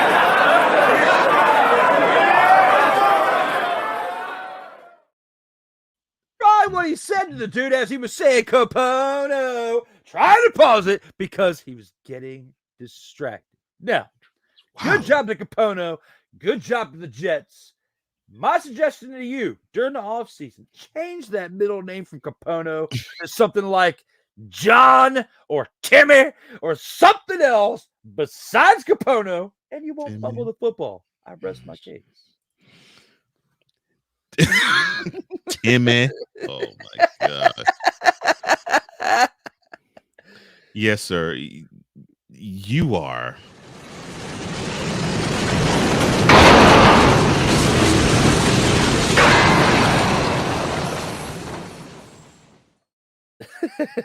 Oh my gosh. Timmy. Timmy. You know, sometimes you have to give people their flowers before while they can smell them. So he's been getting a lot of hate because of the talent that's surrounding him. But name me any player in football that needs to succeed sans other good players around him. You hear that silence? That's the answer. No player. So it doesn't matter who you are, it doesn't matter what position you are. You're dependent on the other 10 that are on the field with you. And so this week, I will give my dog this week to one Brock Purdy. Yes, he did make a mistake. He did throw a pick. But I'll give him credit. 19-27 for 368 yards and 2 touchdowns. Now, yes, he was aided by McCaffrey's 145 yards on the ground. Yes, he was aided by Deebo Samuel's 49 yards in the air. And he was aided by Brandon Ayuk's 126 yards in the air. And he was aided by the defense of the 49ers, giving 4 sacks and a lot of trouble to Mr. Drew Lock. But you got to execute while you're there. As I always say, the quarterback is basically a football version of the point guard.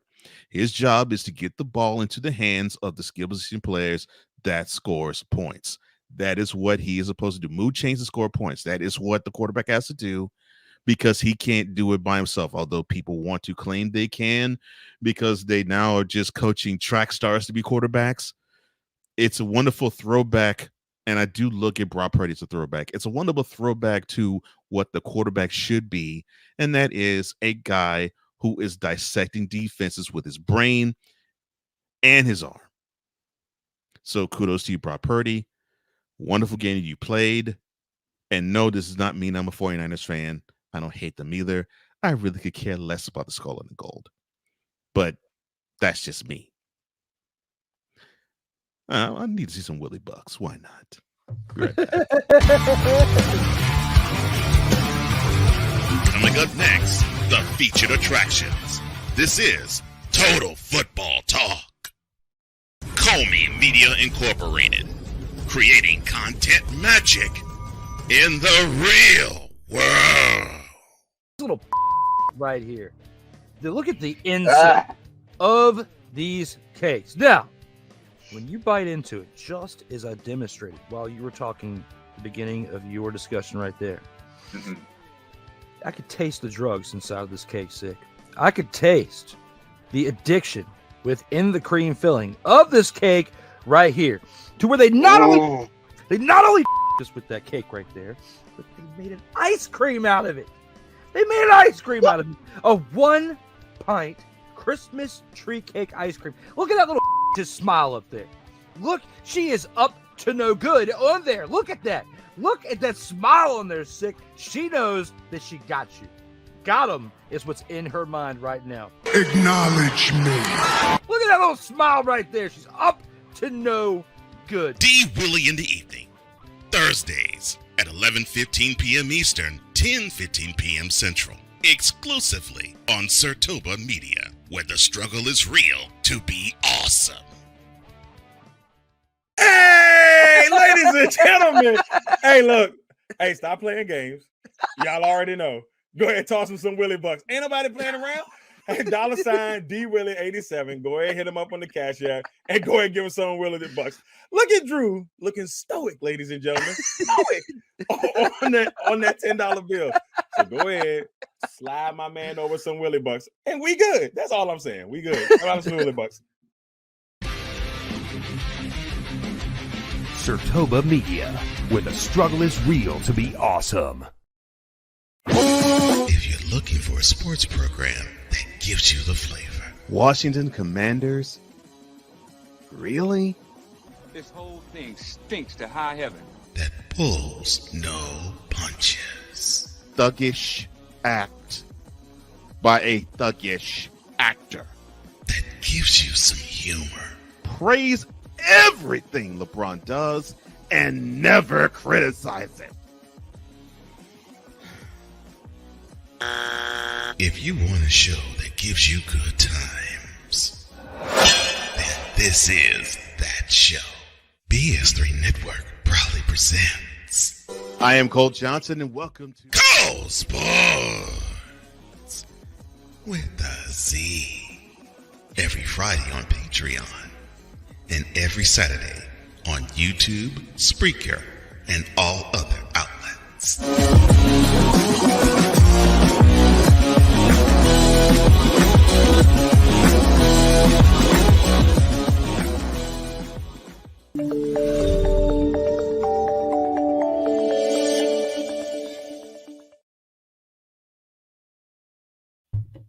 Welcome back to Total Football Talk with Drew Willingham. I am Cole Johnson, and this has been a wonderful week, wonderful show thus far.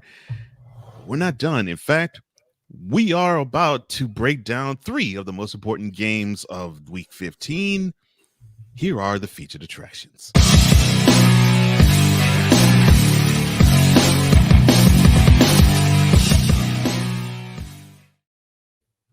All right, we will start with a Saturday game. That's right.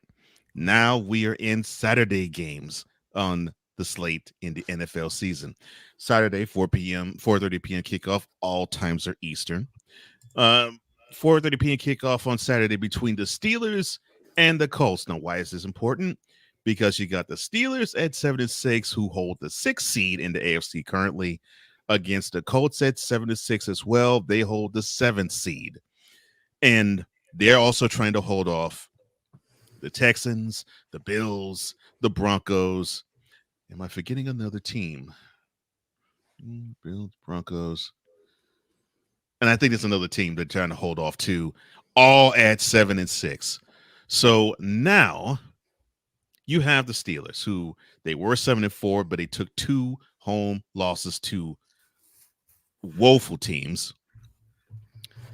But that offense is horrible. I mean, between Najee Harris, Jalen Warren, Deontay Johnson, George Pickens, Pat Freiermuth, which offensive weapon is needed to get the Steelers offense going? They actually have an offensive weapon?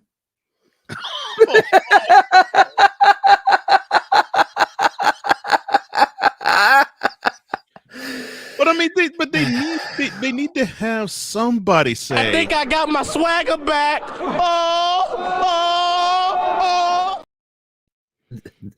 Yeah, I mean, if you were going to get any offensive position going, because when it comes to offensive weapon, I don't feel like they have any at this point. But when it comes to offensive player, you got to get Najee Harris going because the amount of yards that he put up in this past game, I mean, he was 12 carries for 29 yards, averaging 2.4.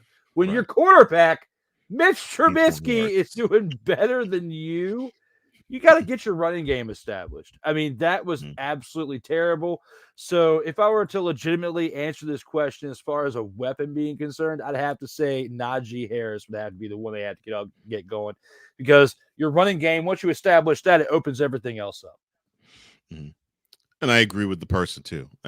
Yes, the running game needs to be established, and I really believe Najee Harris has to be the guy that establishes it, because I think that everybody will be able to rally around him and up their play, because that defense is good, but that defense is starting to get tired. On the other side, the 3-point favored Colts, Jonathan Taylor, he of course had his issues with the team. When the regular season started, he got the extension that he sought, and he's down ensconced in Indianapolis, but now he's out with an injury. But that running game has not looked good. Can the running game rebound with Jonathan Taylor being gone? No. And my reason being, you don't have enough around him to establish that. As far as backup running backs and other players that can carry the load, I'm going to say no, and that's going to be my reason for this. Yeah. Okay. Put on the fan hat. It'll be Hades no. By putting the analyst hat, I would agree. I think it's a no, although they have pieces that can do it. And I really believe that's where it has to be for the Colts to really have success. But if they're going to rely, and this is no shot against Minshew, but if they're going to rely so much on his arm, that's going to make defenses tailor their strategy to stop him. So anything to throw the scent off of having all the dogs being sicked on Minshew would be better. And of course, that starts with the running game. Unfortunately, it's not as good with Taylor being gone.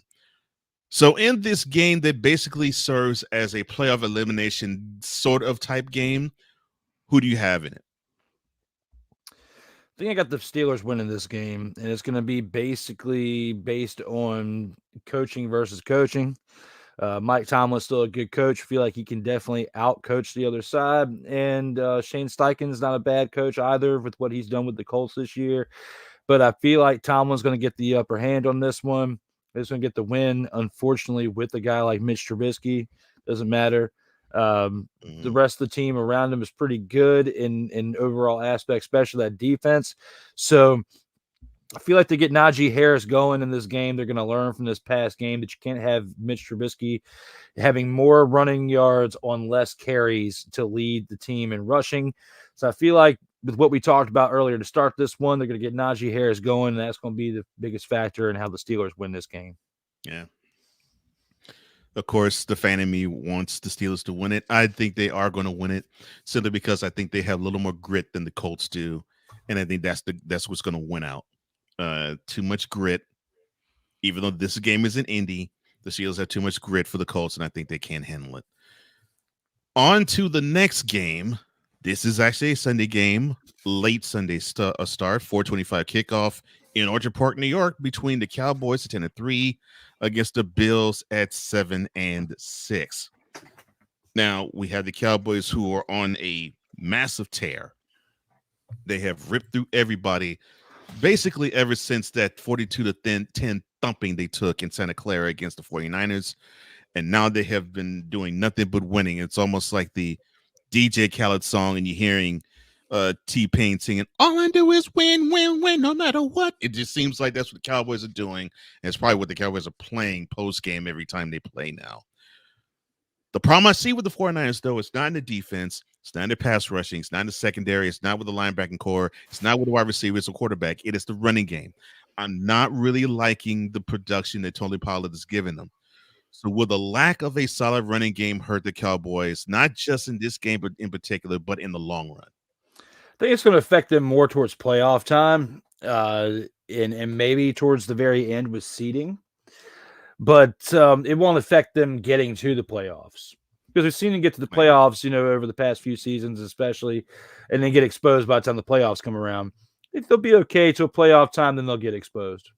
Mm-hmm. Man, solid. I agree with you. I think for the rest of the regular season, I think they'll be fine. And I think they will probably pull a game off in the playoffs. But when we get to the divisional round and the conference championship rounds, that is deep waters with teams that they're really good. The worst teams in the divisional rounds are very good. So if you got a team that could just eliminate your running, and they have and they're starting to run defense department, the Cowboys are going to have a long day in the office, no matter how fluid and smooth and beautiful and pretty they look on offense. For the Bills, now they've had distraction after distraction. I mean, they fired Ken Dorsey, the offense coordinator. They have Von Miller, who has allegedly acted like he's Ike Turner to his pregnant girlfriend's Tina. And you have Sean McDermott basically saying that, I'll save that for another time. But they came into this past Sunday's game with a lead and with under 2 minutes to go in Foxborough, and they lose that game. With a lead with 2 minutes to go at home against the Broncos, they lose that game. With a lead and under 2 minutes to go in Philly, they lose that game in overtime. So they have a lead with 2 minutes to go in Arrowhead, and they pull that game out. What needs to happen for the Bills to build off of their win at Arrowhead? The same officiating crew needs to be officiating this next game. I mean, that's the only way the Bills won that game, man. So if the same officiating crew is coming to the next game, then you got a good shot to get back-to-back dubs. You were not right for that. And the Bills actually are favored by 2.5 in this one. Oh my gosh, you were not right for that. All right, so who do you have Bills officiating off the table to win this game? Oh my god! Oh, I got the Cowboys. Cowboys are winning this game without that officiating crew. That's what's happening. Picking Dallas. I don't like picking Dallas, but I have to in this case. I feel you. And I understand why. and so do I. I want to believe in the Bills, but the Bills have to be more physical than they have shown. For me to say they could be the Cowboys, but the Cowboys can hang with physicality enough, and I think the Bills don't have enough physicality to overtake them. And because of that, I think the Cowboys will win this game too. Yes, I know this is still in Western New York. I think the Cowboys stand a good chance of winning this game. And plus, they want to build off of their momentum too. And I think they want to have a number 2 seed, although that means that they still would have to play a wildcard round game. That still would still guarantee them at least 2 games at home. And it would guarantee them not to play the 49ers until the NFC Championship game, which I think that is the biggest motivating factor for them. To the Sunday night game, the Jaguars at 8-5. They host in Duval against the Ravens at 10-3. The kickoff is at 8:20, as all Sunday night games are. The Ravens are favored by 3.5. And speaking of the Ravens, so there are times when the pass rush is just swarming and quarterbacks don't even have time to breathe. And there's times you don't see it. And then there's times with the run offense where it's just that you can't stop them no matter who is carrying the ball. And then at other times they seem to abandon it. More often than not, they run it, but they seem to abandon it at times too. Which is more important for the Ravens to establish? Their run offense or their pass rush? Pass rush. And I believe so for this game in particular, because Trevor Lawrence is coming off a game where he just threw 3 interceptions. A game that some people like Kyle Nash, student of the game, was actually saying on their show, the Duval Dive, the podcast they have on Fridays on Sartoga Media, bing, that this show. I had to do a Kyle Nash. I Bing, know, that's what he I does know. after. Yeah. So when it comes to the situation here, Bing, have to give the acknowledgement to Kyle Nash. I did a Bing before a Bing was actually needed, but he was giving a shout out to the fact that they should sit Trevor Lawrence in this past game to rest him up because he was already banged up. Because you're already making a playoff push, and you put him out there too soon, you can extend the injury, make it even worse, where they potentially miss more time, if not the rest of the season. What does he do? He goes up there, throws 3 interceptions. If the Ravens can capitalize on that by establishing a great pass rush throughout this game and bring the pressure and keep it on Trevor Lawrence, I feel like that's more important than utilizing the run offense. I 100% agree with you. I think that's where the Ravens need to make hay, not just with the Jaguars, but they play the Dolphins later. They may have to eventually play the Chiefs. Definitely if they play the Broncos, because I think if you can make, I love this reference. If you can make Russell Wilson tap dance in the pocket, the chances are you can basically make the Broncos look horrible. The Ravens pass rush needs to awaken, and they need to be there and solid. And I 100% agree with you. That's where I think they need to be established, period.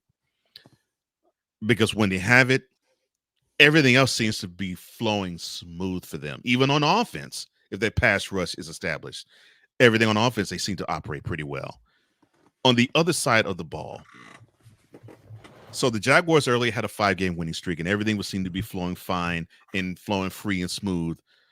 Now, unfortunately, they look at themselves and they are looking at the rearview mirror, and they see the Colts and the Texans only 1 game behind them. What can the Jaguars do to stop the bleeding? You got to be smarter with their decision making on offense. There's not really much you can do to contain Lamar Jackson. And especially the type of defense that the Jaguars have, I don't feel like they're gonna have the right answers to stop Lamar Jackson completely, especially when he's using his legs. I think that the best way that they can stop the bleeding is to go score for score with him. You're going to have to be able to keep up. It's going to be the only way you're going to be able to win this thing is if you keep it a shootout. You're going back and forth, and the only way that you can do that is if Trevor Lawrence does not turn the ball over. So if the Ravens establish a good enough pass rush, then these questions aren't even going to come into factor, and the Ravens are going to win this game. Correct. If they have issues with establishing the pass rush and we have a shootout going back and forth as a result, we're going to have a close game. And I feel like that's the only way the Jaguars are going to be able to stay in it and actually win this game, because this Ravens team, when they're clicking on all cylinders, is a dangerous team to play. They are too much. When and I agree with you. Starts their pass rush when the opposing quarterback has no time in the pocket, you can forget it. You could just write a win for the Ravens right then and there. And I agree with you. Last year when these two teams played, that's exactly what happened. It turned into a shootout, although the Ravens had a huge lead, but the Jaguars fought back and won. Is that what you're predicting in this game? Are you saying that this is going to be a shootout and the Jaguars win? Or are you saying that the Ravens are going to dominate with putting Trevor Lawrence, a pretty wounded Trevor Lawrence, I may add, to the turf a few times in this game? If this was like 3-4 weeks ago, I'd say we have a better shot at having a shootout. But with what you had just said about Trevor Lawrence being banged up, the fact that we saw him as a result of being banged up throwing 3 interceptions, there's not much that this week is going to do to make him any better. And you're playing a better team than you played last week. Right. I think that the Ravens are going to be a little bit too much for the Jaguars to handle. Jags fall to 8-6. The Ravens will definitely improve in this game to 11-3, and they're going to keep making noise until they get to the playoffs, believing too much of their hype and losing the first round. And I would hate that for that. I'm saying this for a divisional rival. I would really hate that for them, simply because this team is young. And I'm understanding this is what the Texans are doing this year. They're young. They're building up steam. They're trying to get confidence in how to play. And now the Jaguars, they're to me, they're a couple years ahead of them. They have a divisional crown in hand. They have a playoff victory in hand as well. And this game, to me, if they lose this, it almost seems like it'll be a little bit of a step back. And unfortunately, I see them taking a step back. Not as a football fan, not necessarily rooting for it. As a fan of the Texans, I am. But as a football fan, I'm not rooting for that.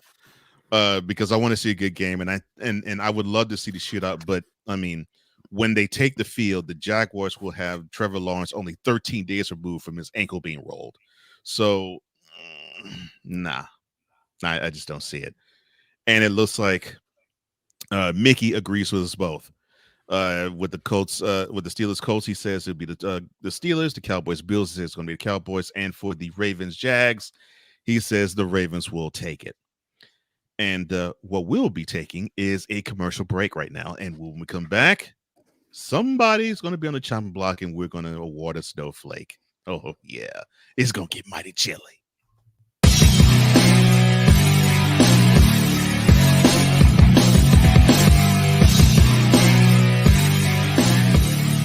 Next, the chopping block and snowflake of the week. This is Total Football Talk. Join Ryan McCarthy. I became a Jets fan because Kermit the Frog was my favorite Muppet because he was green, and the Jets wore green. That's how I became a Jets fan. And Dustin Henry. ESPN is cashing all in on let's pay a few personalities and we'll just kind of fill in the gaps. As they walk you through all of the world of sports from their perspective. The Albany Empire, it's a literal circus. No credentials required. Where, Ryan, say the tag. Where you don't need a press pass to talk sports. Every Monday at 8 p.m. Eastern, 7 p.m. Central. On YouTube and where you can find all podcasts.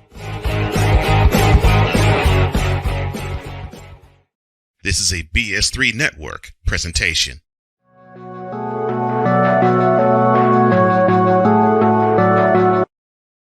I want to do a TED Talk, but I don't have anything to talk about yet. I'm getting there. Life is for the living. We're not here that long. You can learn anything you want to learn without any money spent. What do I really enjoy? What do I really want out of life? I am your host, WIZE. Are you in a life holding pattern? Well, this is for you. Welcome to the Stuck in My Mind podcast. Live every Monday, Tuesday, and Wednesday at 4 p.m. Central.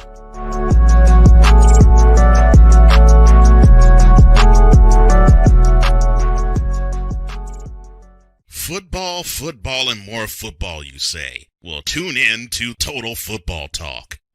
Join your hosts, Drew Willingham. You were playing like a dumpster Pelican quarterback. And Cole Johnson. It sets up a possible play action. Did you hear that, Dak Prescott? As they take you through all the paces, both on the field and in the boardroom, of Total Football Talk. Every Tuesday at 9 a.m. Eastern, 8 a.m. Central. Exclusively on the Sertoba Media and the Comey Media Incorporated YouTube channel.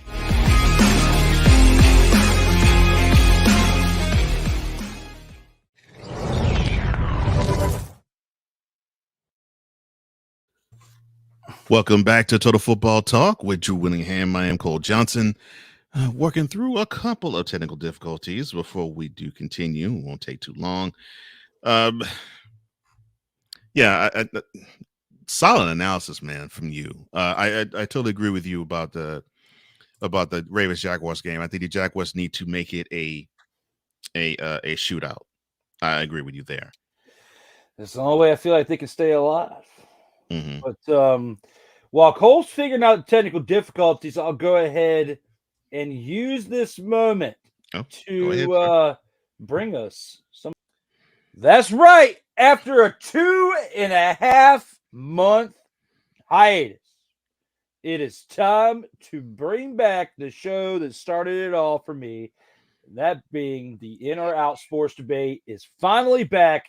Episode 105, a very special edition. The last episode of 2023, had to find time to get it in. And that will be next Monday at 8:05 p.m. Eastern, as the following 2 Mondays of the year will be Christmas Day and New Year's. So figured it would be best to go ahead and get it in while I could. Monday will be the day that this show will be back. This will be the time frame that it will be on going forward after the holidays. But we get one more episode in 2023. I think I got my swagger back. Oh. Oh, yes. Now you heard it here first. In Around is back, baby. Yes. Yes. One show to end the year, and then starting January 8th, every Monday, 8:05 p.m. Eastern. Yes. The day after my birthday, it is back full time. Oh, okay. So I know yet another Capricorn in my life. Okay, that's good to know. And my father's on the 3rd. Let me see. Nice. Mm-hmm. That's the day after Elvis. Wish it could have been the day before. It would have been nice to share a birthday with Elvis, the king. But the day after is cool. Yeah. Yeah, it's still cool. All right. No technical difficulties. Now, something is going in the chopping block. Now he had a chest injury that in the first half of that game that basically ruined all of football, period. But speaking after the game, the coach of the Vikings, Kevin O'Connell, he said the team, well, they're not so sure who is going to really start. Not sure who's going to be the guy moving forward. He wasn't ready to name that guy. And so my question to you, sir, is this the end of the Joshua Dobbs honeymoon in Minneapolis? You know, we may have to cue the end of the road song. We may have to cue that song from the 90s and just play it for him. But, you know, I can't get so upset. The kid's 2-2 in his 4 games with the Minnesota Vikings. Okay. Right. He's 5 touchdowns, 5 interceptions. Are they great numbers? No. Are they as good as the numbers that he had in Arizona? No, because he had 3 more touchdowns and interceptions there. As far as the completion percentage on his passing, they're about the same. He was 62.8% in Arizona, 62.9% in Minnesota. You know, in the games played, you know, out of the 5 games, he's had 4 starts. That's why he's compiled the 2-2 record. You know, there's definitely ways we could critique Josh Dobbs and what he's doing with the Vikings, but really, what else do they have? I mean, they won the game 3-0, you know, based on how their defense was playing in that game. I don't even know if they, you know, the only other person that they could have pulled off the street is Joe Flacco, who the Browns did. But he fits the type of scheme of that offense for the Browns a little bit better than what, you know, he would have in Minnesota, because the way Minnesota's offensive line and Cleveland's offensive line is a little bit different, to where, you know, the offensive line has some question marks in Minnesota, just like in New York. And ironically, both of those offensive lines cost their starting quarterback their Achilles. Yep. Okay. So when you look at the situation, you have to be pretty mobile in order to play for both of those teams. Aaron Rodgers, almost 40, not going to be as mobile as Joshua Dobbs. Same thing with Kirk Cousins. Kirk Cousins is more known for being a pocket quarterback during his time with Washington and then with Minnesota, because you had RG3, who was the mobile quarterback, and Kirk Cousins, who was the pocket quarterback. They were 2 totally different quarterbacks at play. Just like here in Minnesota, you have similarities here. Pocket quarterback goes down because offensive line not giving the protection. Josh Dobbs, yeah, he's a little mobile, but he's not as cerebral as Kirk Cousins is. So when he has to dance back there in the pocket, and then he has to sling the ball, he might not make the same type of decisions Kirk Cousins would make. You can't grade a guy that you just traded for, who had just come off the street and has played for 4 or 5 different teams in the past 2 seasons. You can't really grade him towards the same hype that you would for one captain, Kirk Cousins. So when it comes to this situation right here, the honeymoon being over in Minneapolis, I think for them it is, but I think they're pulling the plug a little bit too soon, and they had a little bit too high expectations based on what he did in those first 2 games since being traded from the previous team that he was with the Cardinals. Yeah, good point.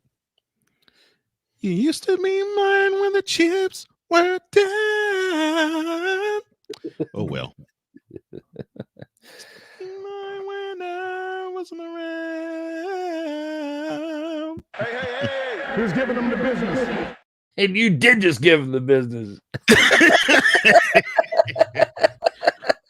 Well, others who were giving referees the business would be the Chiefs. Now, for a second straight week, Patrick Mahomes was rather frustrated, and the Chiefs were left talking about the refs yet again. But this time is after an offside penalty call on wide receiver Kadarius Toney was that negated would have been an epic finish versus the Bills on Sunday. The penalty was correct. I'm sorry. The penalty was a 49-yard touchdown that featured a crossfield lateral from tight end Travis Kelce to Toney, and that would have given them the lead with just about a minute to go in the game. But Mahomes in the post-game said this to the press. Quote, I played 7 years, never had an offensive offsides called. That's elementary school stuff we're talking about. There was no warning throughout the entire game. Then you wait until there's a minute left in the game to make a call like that? It's tough. Loss of words, it's tough. Regardless if we win or lose, just the end of another game and we're talking about the refs. It's just not what we want for the NFL and for football. What you want as a competitor is you practice all week to go out there and try to win. And you want it to be about your team and that team and see what happens. You don't want to be talking about this stuff after the game. Now, I'm not worried about if there was a flag on the next player or whatever, not a flag. I want to go out there and play and then see what happens at the end. See what the score is, and then I can live with the result. Close quote. Here is your result, one Mr. Mahomes. Your team Sunday, because your wide receiver lined up in the neutral zone, took it.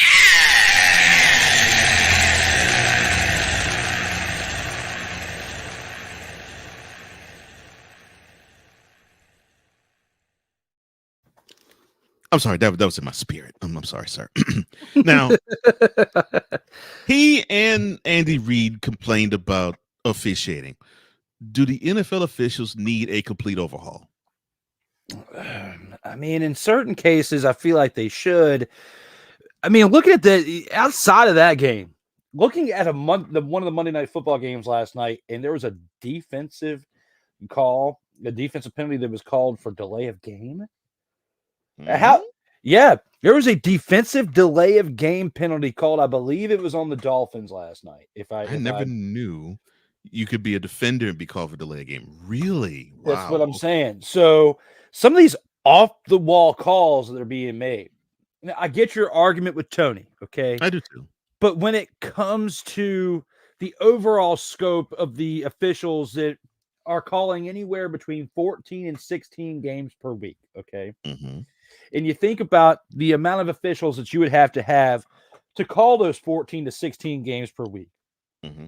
And, me watching football for 30 some odd years, the time that I've been on this planet, and you being older than me and still cannot recall a time when there was a defensive delay of game penalty being called. Mm-mm. It's like they're pulling some of these things out of their rear end. Okay. Yeah, I agree. As far as calls to be made. And the one Kadarius Toney and the one that cost them that play, I forgive a little bit more than I do for the defensive delay of game penalty. Mm-hmm. That gave Tennessee a little bit more breathing room, allowed that to score that final touchdown, and we have the game end the way that it did. Okay, because it gave them, where the call was made, it gave them half the distance to the goal. on that final drive.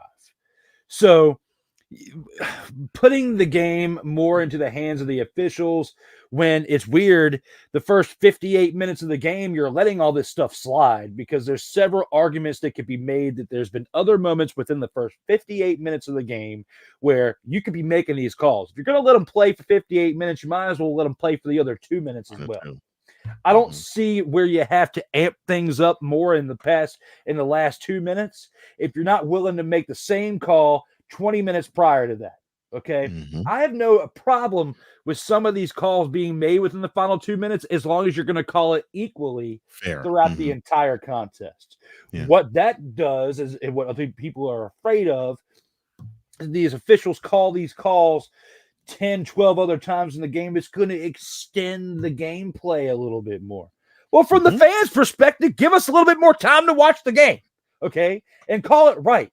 Call the thing right from start to finish instead of deciding within the last 2 minutes you're going to open the rule book and start calling the penalties in that point in the game. That's the problem that I have.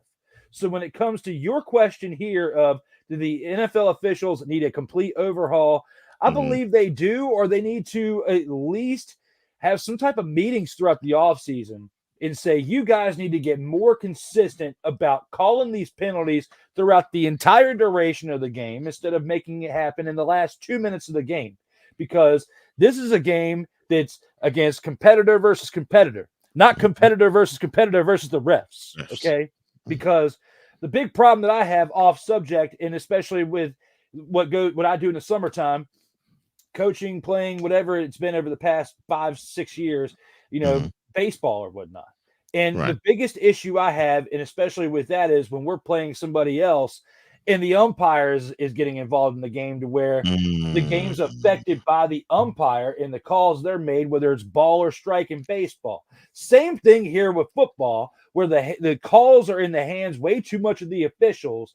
And if you're going to call New York and get them to overturn calls, they should have the same ability to overturn stupid penalties, especially like a defensive delay of game, because who in the right mind calls a defensive delay of game?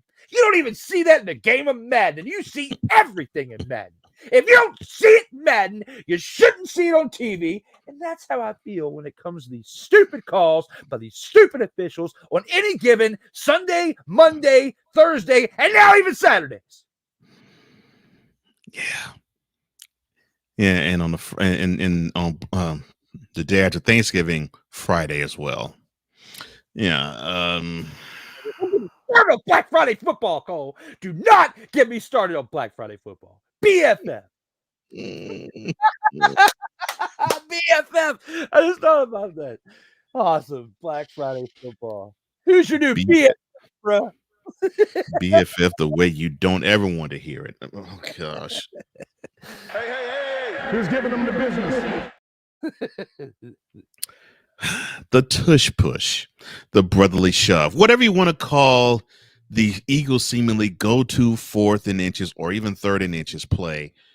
It has been extremely successful and borderline unstoppable for the defending NFC champs. In fact, Nick Sirianni, he says that, look, every first time to him basically is like a 1st and 9, not a 1st and 10, because they have a lot of faith in the play. In fact, the Eagles have the highest 4th down conversion rate in the league, and it converted 14 of 19 of them. But as successful as it is, there's a push to want it to be banned. And many fans and even some coaches have said that it needs to go. Now, my question to you is, should this play be banned at all? The name should be banned. The play itself, no. But the name, no. Should not. But the actual play, no. Should not be banned. The name, yes.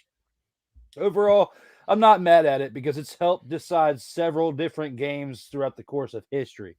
In many of the years, even back before the Super Bowl era.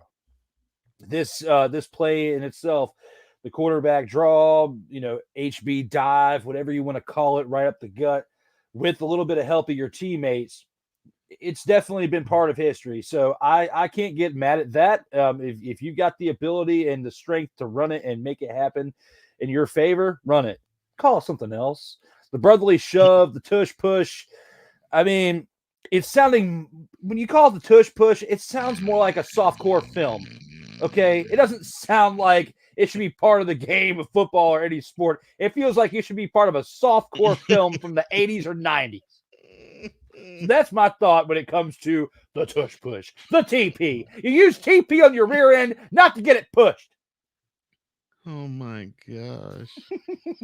Not the tush push.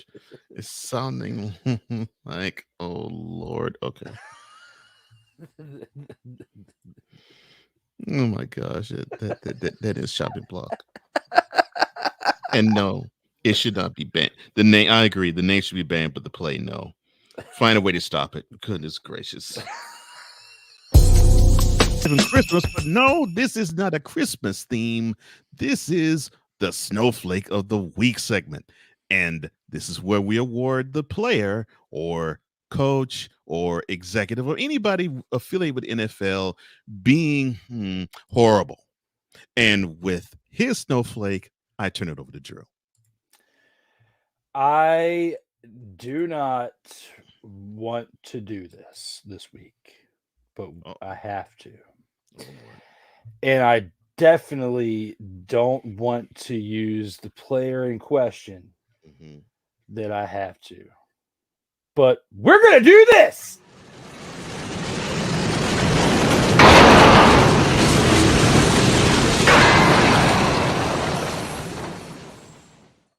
All right, people. Let me talk to you. In this moment alone, I'm going to go off on one player that I didn't even think from the start of this season and how he was playing to this point right here that I did not think that I was going to have to go off on him. And if I did, I would expect you to say this. Stop it. Get some help. Oh, yeah. What? Absolutely. I am having a hard time getting the words out to say who my Snowflake of the Week is. Okay. But I have to, based on the way that they...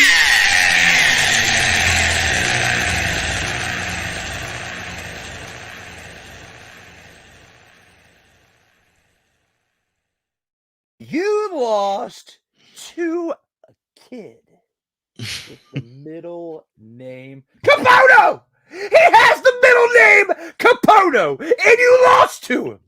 And you show up in this game and you had 10 completions on 23 yards and 91 passing yards. I have to give my Snowflake of the Week to someone that we just had a topic a few weeks ago about, is he in the MVP conversation? How can you be in the MVP conversation if you throw less than 100 yards in a game? You never 91 yards in a game. Stop it. Get some help. CJ Stroud, you are my Snowflake of the Week. And that is my pick on this 15th episode of Terrible Raw Talk. You have done my heart well. Thank you. Thank you. I did not even have to say a syllable.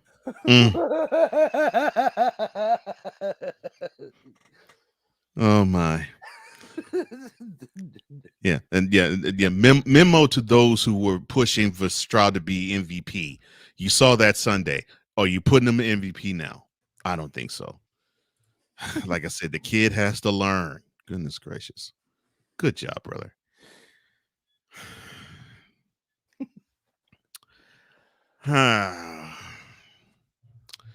So I was just minding my own business. I was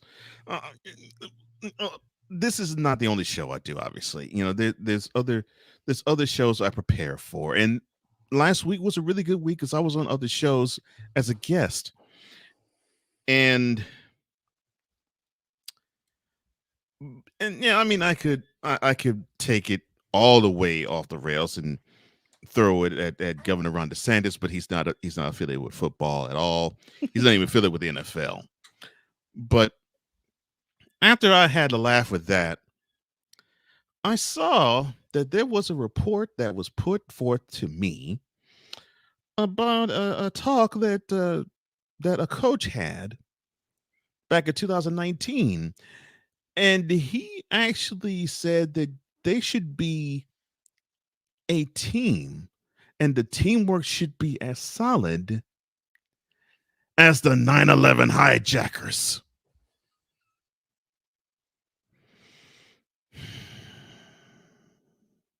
Delete! Delete! Delete! Delete! Delete! Delete!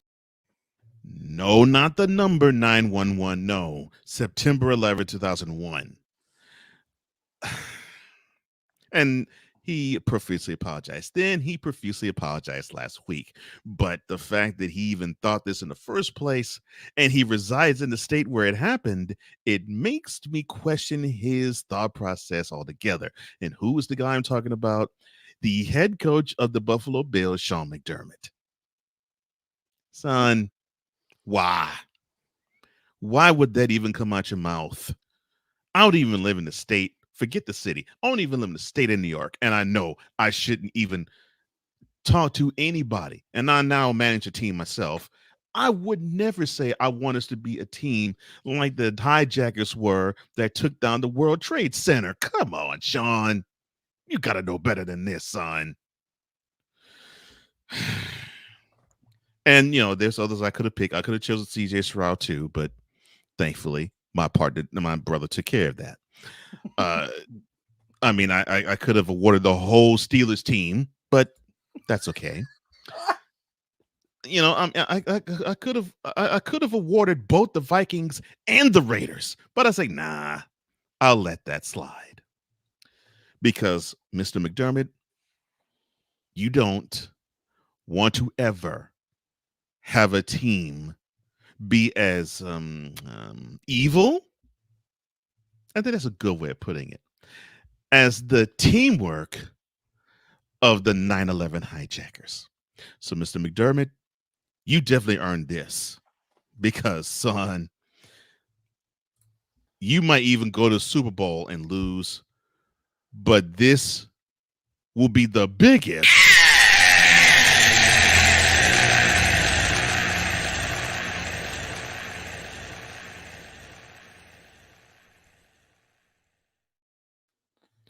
you'll ever take.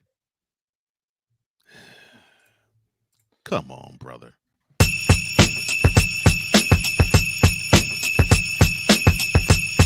The 2-minute drill is next. This is Total Football Talk. Hey, Eagles fan.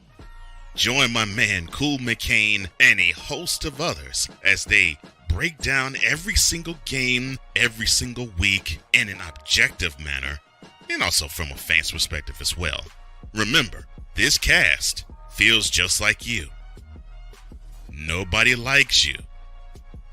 And you don't care. Fly, Eagles, fly. Eagles Elite Podcast.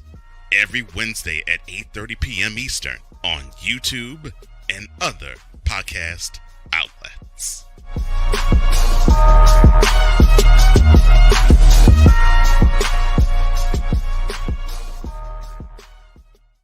Oh, yes. The tradition, the pageantry, the spectacle, the history, the slut. Wait. I gotta rep my brother's stuff right. All my DMV soldiers, join the transporter to Hades. Your butt and gut becomes one. Join the reformer of hooker whores. This is my daughter, Placenta Booty Johnson. Join the bronze god. Whenever you are in distress, take off your baseball cap and throw it in the air. Join your very own superhero of broadcasting, Chris Bass. So whatever color crayon they get, they palm it and do 2 circles, and that translates to, I can beat up black people. As he takes you through the week's paces in Baseline. Live every Saturday at 8 a.m. Eastern, 7 a.m. Central, No, Pacific Time Zone people, just stay asleep when this is on live and just catch the recording. Oh, I'm sorry. Exclusively on the Chris Base YouTube channel.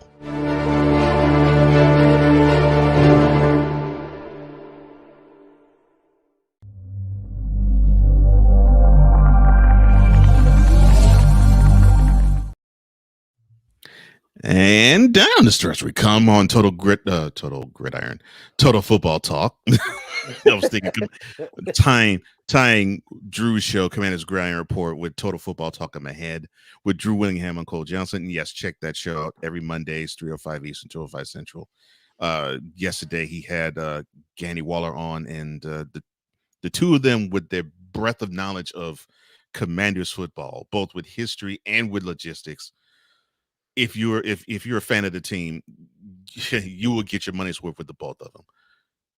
I mean, you get your money's worth with either one of them individually, but you definitely get your money's worth with both of them. Great show yesterday.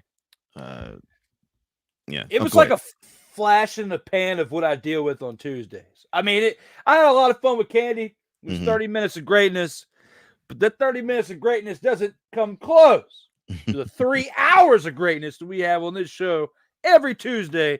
So as much as we were just talking about during the commercial break where, now we're rounding third and heading home and it's like the bittersweet moment. I love it because at least we know we got next Tuesday to look forward to. That's right. We do. But as for this show, we're not done yet because this Tuesday now is at the portion of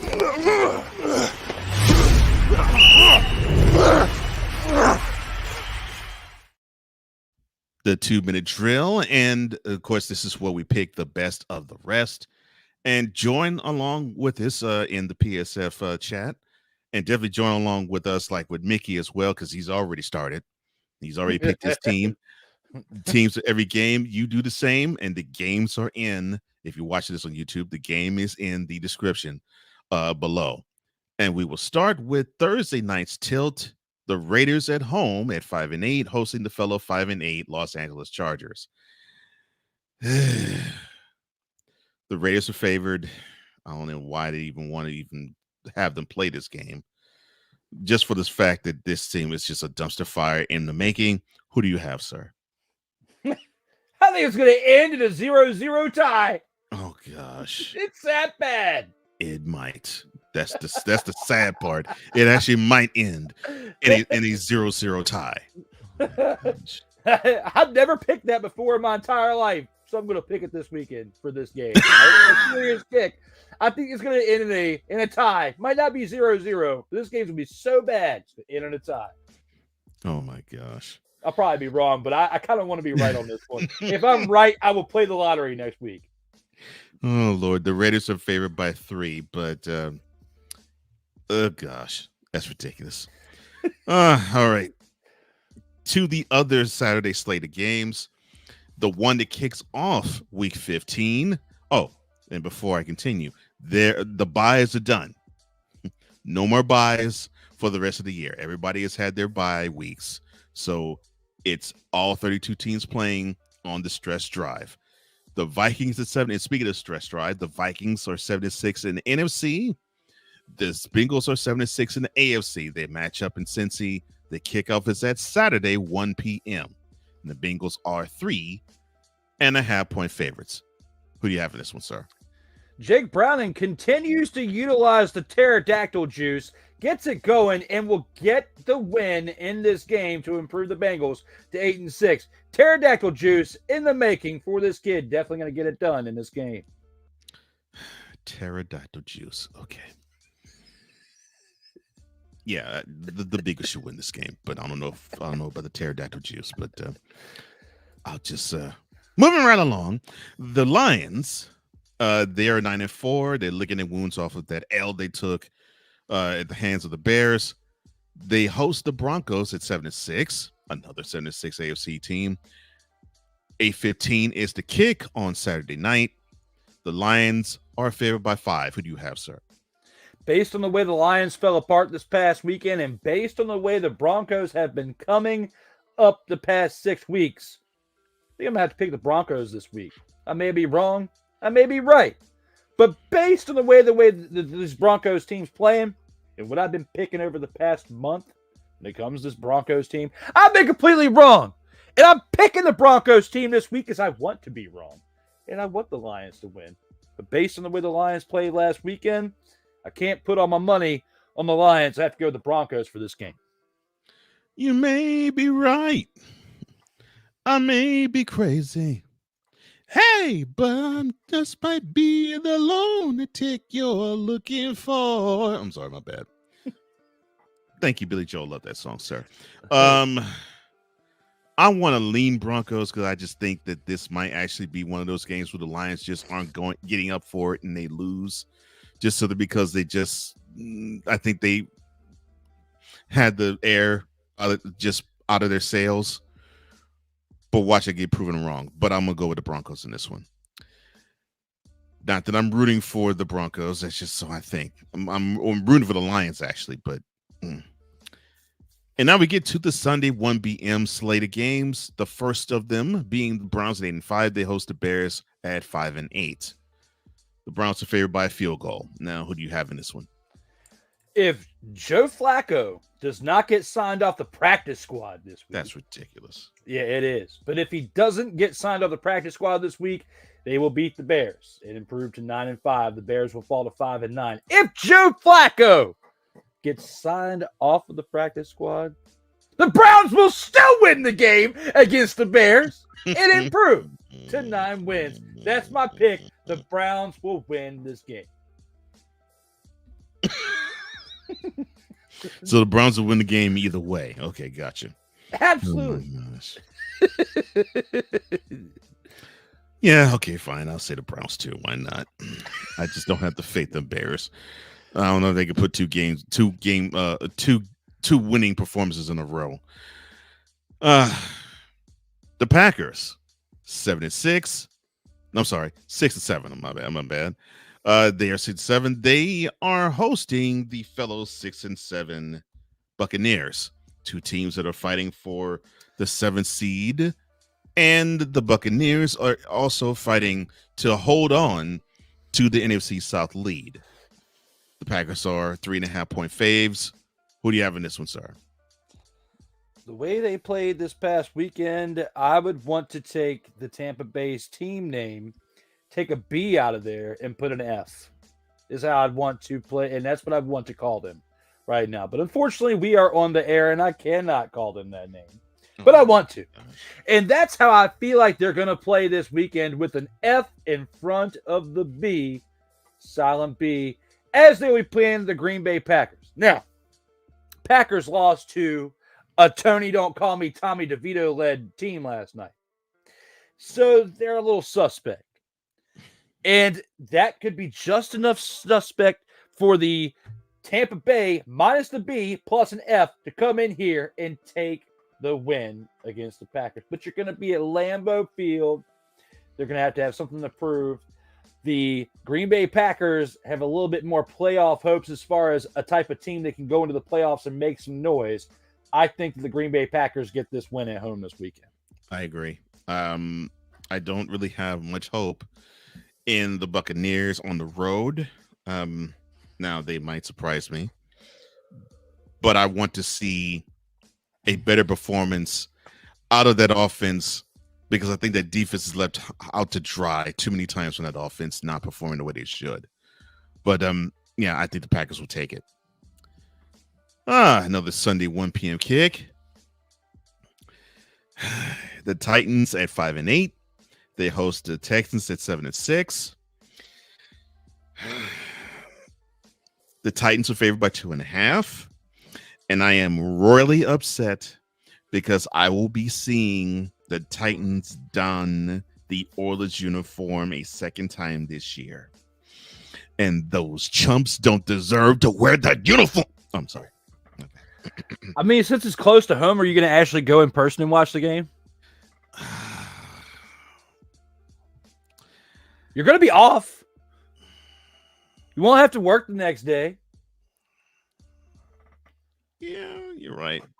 I could, but hell to the no, to the no, no, no, no. Hell no, no, to the no, no. If they weren't wearing those uniforms, you probably would. Exactly. You would at least think about it a little bit. You give it a little bit more thought. But I don't blame you. It's like a slap in the face watching those uniforms. It is. It really is. Titans are favored by 2.5. Who do you have with this one? If Davis Mills is the starting quarterback for Houston, Tennessee's going to win this game.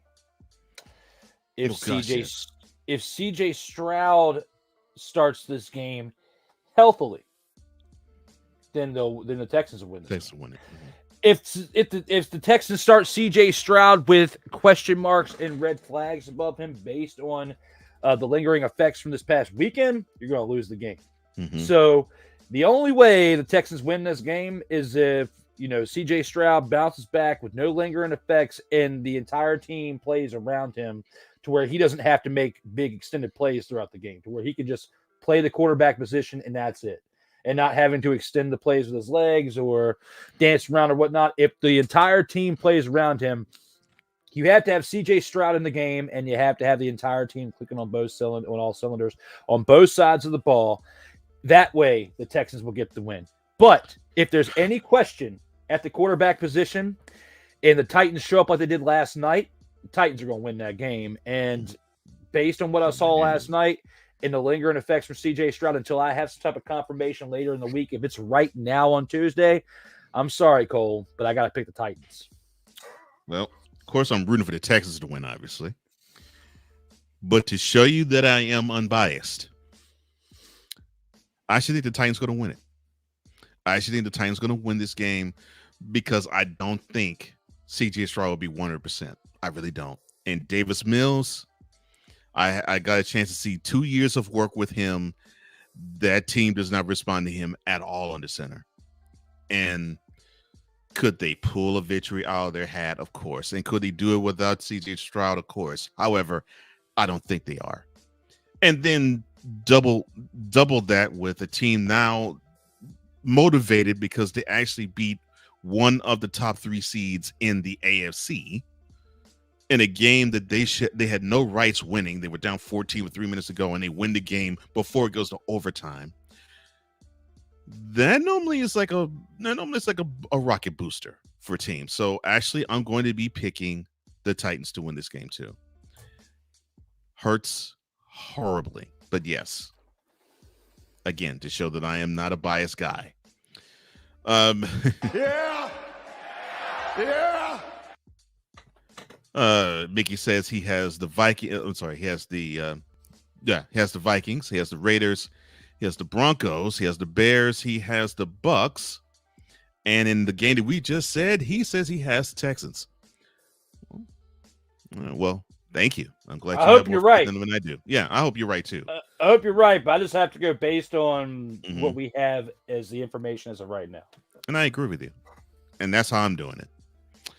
Let me see. So you have the Jets at 5-8. They are traveling to South Beach to play the Dolphins, who are looking at chops and with the Jets, but looking at wounds at 9-4. The Dolphins, they are favored by 9.5. Now, who do you have in this one, sir? I think the Dolphins got humbled yesterday, and I also think that the last time the Jets had some type of blowout win earlier this year with from the hands of Capono, they got humbled the following week. This is going to be the game that finally cements the Aaron Rodgers not coming back this season deal, okay? Because when they lose one more game, they won't have a possibility of having a winning record. Because they've already got, 8 losses. So if they win this week, then we'll see Aaron Rodgers probably play against the Commanders the following weekend for Christmas. Okay. But they have to win this week. I'm now ill.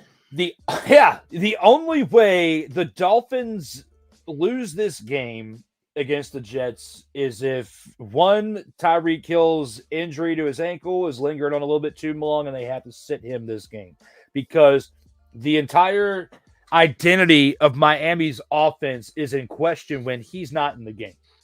Tua, as a great quarterback, as a MVP caliber quarterback, is in serious question when Tyreek Hill is not in the game. Yeah. Tua stayed healthy all year long. Okay. Luckily, knock on some wood. Okay. But when it comes to that, when it comes to that situation right there, without Tyreek Hill, you can't guarantee the Dolphins a victory as we saw last night. So we're going to have to see how the rest of this week pans out. If I were to say right now, the Dolphins are not going to have Tyreek Hill as they want to be careful with him going to the playoffs or in this, that, and the third, I would say that the Jets have a really good chance of winning this game if they can drop 30 dimes like they did this past weekend. It's going to be tough, but the Dolphins team defensively is not as good as they are offensively. So there's a good chance for the Jets to put up that amount of points in this game. If Tyreek Hill is out, Jets win. If Tyreek Hill is in, Dolphins win. All right, well, let me see. How can I do this? Let me talk to you. I'll put it to you like this. It'll be this simple, this cut and dried. If a garbage man is under center for the Dolphins, they will beat the Jets. Lord, I really, I really don't have faith in the Jets. Let me check. I don't have faith in the Jets offense to do what they did against the Texans, against the Dolphins. What they could, but I don't have faith in them to do that. I have faith in them to just to bunker it up as you use with another quarterback. And I would love to say that, I think they just can be buoyed off of that win and shock the Dolphins and have them lose a second straight game at home. I don't see it happening. The game that was Monday night, thank God it's not any longer. The Chiefs at 8-5. They traveled to Foxborough to play the 3-10 Patriots. And the Chiefs are a touchdown and a field goal favorite. Who do you have in this one? Chiefs all day. Next team. 100. Mac Jones, Bailey Zappi, Bill Belichick. Don't matter who you have. Bill O'Brien. Don't matter who you have in the center. The Chiefs are going to destroy the Patriots. The Saints. The hard luck Saints at 6-7. They host the Giants at 5-8. Again, a Sunday 1 p.m. kick. The Saints, they are favored by 4.5 points. I'm sorry. I'm laughing because I'm seeing these odds and it says Saints are favored by 45. But I believe they missed a decimal point. So Saints are favored by 4.5. Who do you have, sir? I don't think they should be favored at all based on how Derek Carr played this past weekend. And the fact that the Giants came back against a pretty good Green Bay Packers team, yesterday. Because of all that being said, based on the way the Saints played this past weekend, based on the way the Tony Don't Call Me Tommy played, I'm giving it to the Giants. So he says, Tommy Don't Call Me Tony DeVito is going to pull out another one, this time in the Caesars Superdome. Okay, nice. Okay.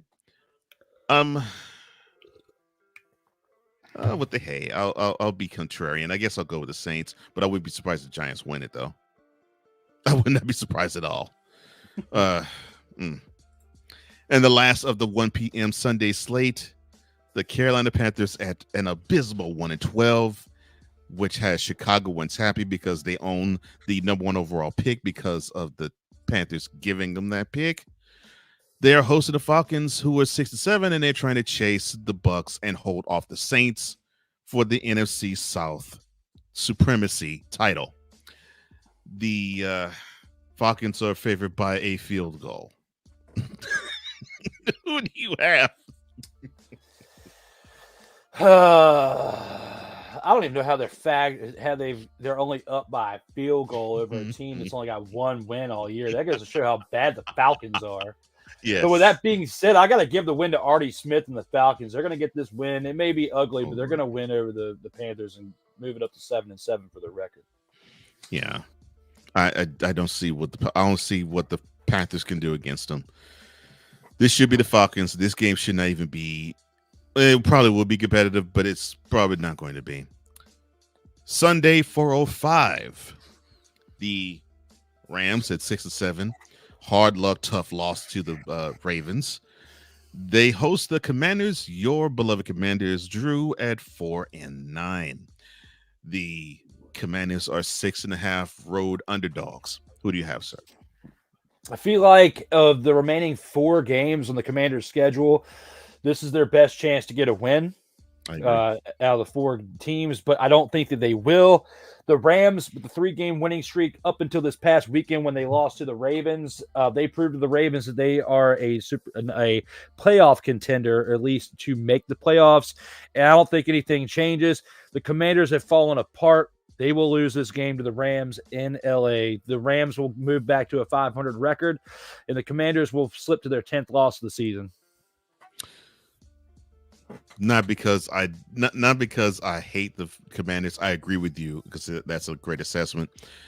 I think Commanders fall to the Rams, but that's going to be a good game, though. I know that there's such cold comfort, but the Commanders. I look at this game being similar to how they played in Seattle. It's going to be good. It's going to be nip and tuck. The Commanders are going to fight, but unfortunately, they're going to fall at the end of the game. And I think we're going to see that similar type of game with the Rams in SoFi this coming Sunday. The Cardinals at 3-10 at a 4:25 p.m. kick in the desert. 2:25 local time. They will lose to they will play the 10-3 San Francisco 49ers. Not bad. I did not mean to say that. The 49ers are 13.5. The Eagles on Monday night, they are 10-3. Do you actually think the Cardinals are going to win that? Come on. No, you're right. They're going to get mollywopped. Come on. Bishop, do you think the Cardinals even stand a chance against the 49ers, even if it's in the desert? Hell to the no, to the no, no, no, no. Hell no, to the no. Lord. I still want to get my hands on the Bishop's hat. I love that hat. Yeah, that hat is nice. The Monday night tilt, the Eagles at 10-3. They're coming off of a 2-game losing streak. They're battling the Seahawks, who are also free falling at 6-7. The kick is at 8:15 on Monday night, and there's only one Monday night game this week instead of 2 that we had yesterday. The Eagles are 3.5-point favorites. Who do you have, sir? I think the Eagles will rebound, get their 11th win of the year. And, looking at how this game's going to go overall, it may be an okay game. The Seahawks are going to play up to their level a little bit, but I think the Seahawks get their 8th loss of the season and the Eagles get their 11th and get back on track. Here's the good. Well, Sunday night was sort of like bad news, good news. The bad news is they might struggle to hold on to the number 1 seed in the AFC. But the good news is if they win out, doesn't matter what the Cowboys do, the Eagles will win the NFC East. So even though they're the number 5 seed currently, the Eagles win out, they probably end up having no worse than number 2 seed and they'll win the NFC East. So a lot is still in play for the Eagles. Well, that concludes this week's 2-minute drill. I hope you enjoyed it. And Mickey, thank you so much for participating. I love the action and activity there, sir. Thanks, Vic.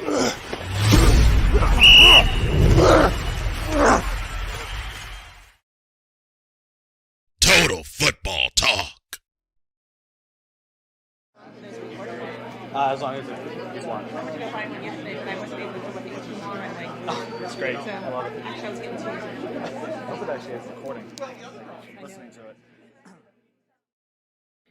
And I totally appreciate the love, Mick. Thank you so much, sir. Wise and I love doing mentality. And speaking of mentality, my brother, Wise Lefe. And I saw that you all had a stuck in my mind Te yesterday too. Good afternoon, brother. Hope everything's good with you, man. Yeah, thanks for joining in there, Wise. And I had a little fun in the comments with Wise yesterday, talking back and forth while he was doing Stuck in My Mind because, his guests kind of bailed on him a little bit, didn't show up or whatnot. And, me and Mick were kind of going back and forth. The comments kept Wise going, so that was definitely a fun one. I know he appreciated it. And now we are at the part of the show where we call it the post game. This is where we have our final thoughts and we dispense them to you. And for his final thought, we'll go to Drew. Well, first of all, I got to piggyback off of what Mick said with what you and Wise did yesterday. A great show. It's definitely with the coverage with P. Diddy and, the allegations that he's now involved in and the stuff.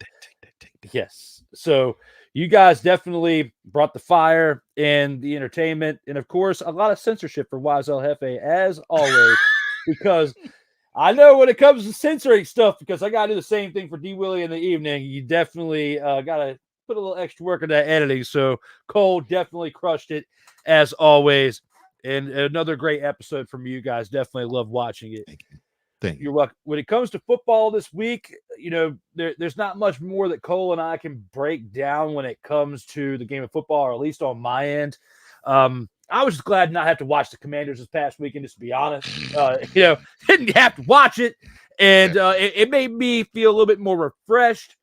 And Cole was like wondering where this energy came from to start the show. It's because I wasn't depressed from watching the Commanders. I'd have to spend 3 hours of my day watching a pitiful team that's going to make me sad. Okay, so I am here with this energy on this morning / afternoon because I didn't have to watch the commies be commies. So this has been a fun episode, another great one for episode 15. I appreciate you guys sticking around, Mick being in the comments, Victor Locke, Wise El Jefe, those of you here, definitely bringing the energy for us and helping keep elevating things the way they were. I have to get my cell phone down the road to work, but definitely another great 3+ hours with Cole. Looking forward to it next week and doing another great episode with him on this show. Oh, man. Thank you so much. Thank you for this. It's an honor and it's a treat to do this with you. Oh, man. All right. The football side of things. We're now down to the last 4 weeks of the regular season, and true to form, we are actually having some battles. I mean, in NFC, you're now having 3 teams at 10-3, jockeying for supremacy between the 49ers, Cowboys, and the Eagles. While at the bottom of the charts, so to speak, even though the Panthers, even though the Buccaneers hold the number 4 seed right now, they're locked in a battle with the Saints and the Falcons for the NFC South Championship. And along with that, you got the Vikings looking over their shoulder at the Packers, the Rams, the Falcons, the Saints, and all of them, and the Rams, all at 6 and 7, hoping that none of them trip the Vikings up. It is a free-for-all in the NFC, and in the AFC is the same thing, for the slight exception of the top, because it looks like the Ravens can actually solidify the number 1 seed if they could just simply play the way they're playing and take care of the Jaguars this Sunday and then take care of the Dolphins a little later.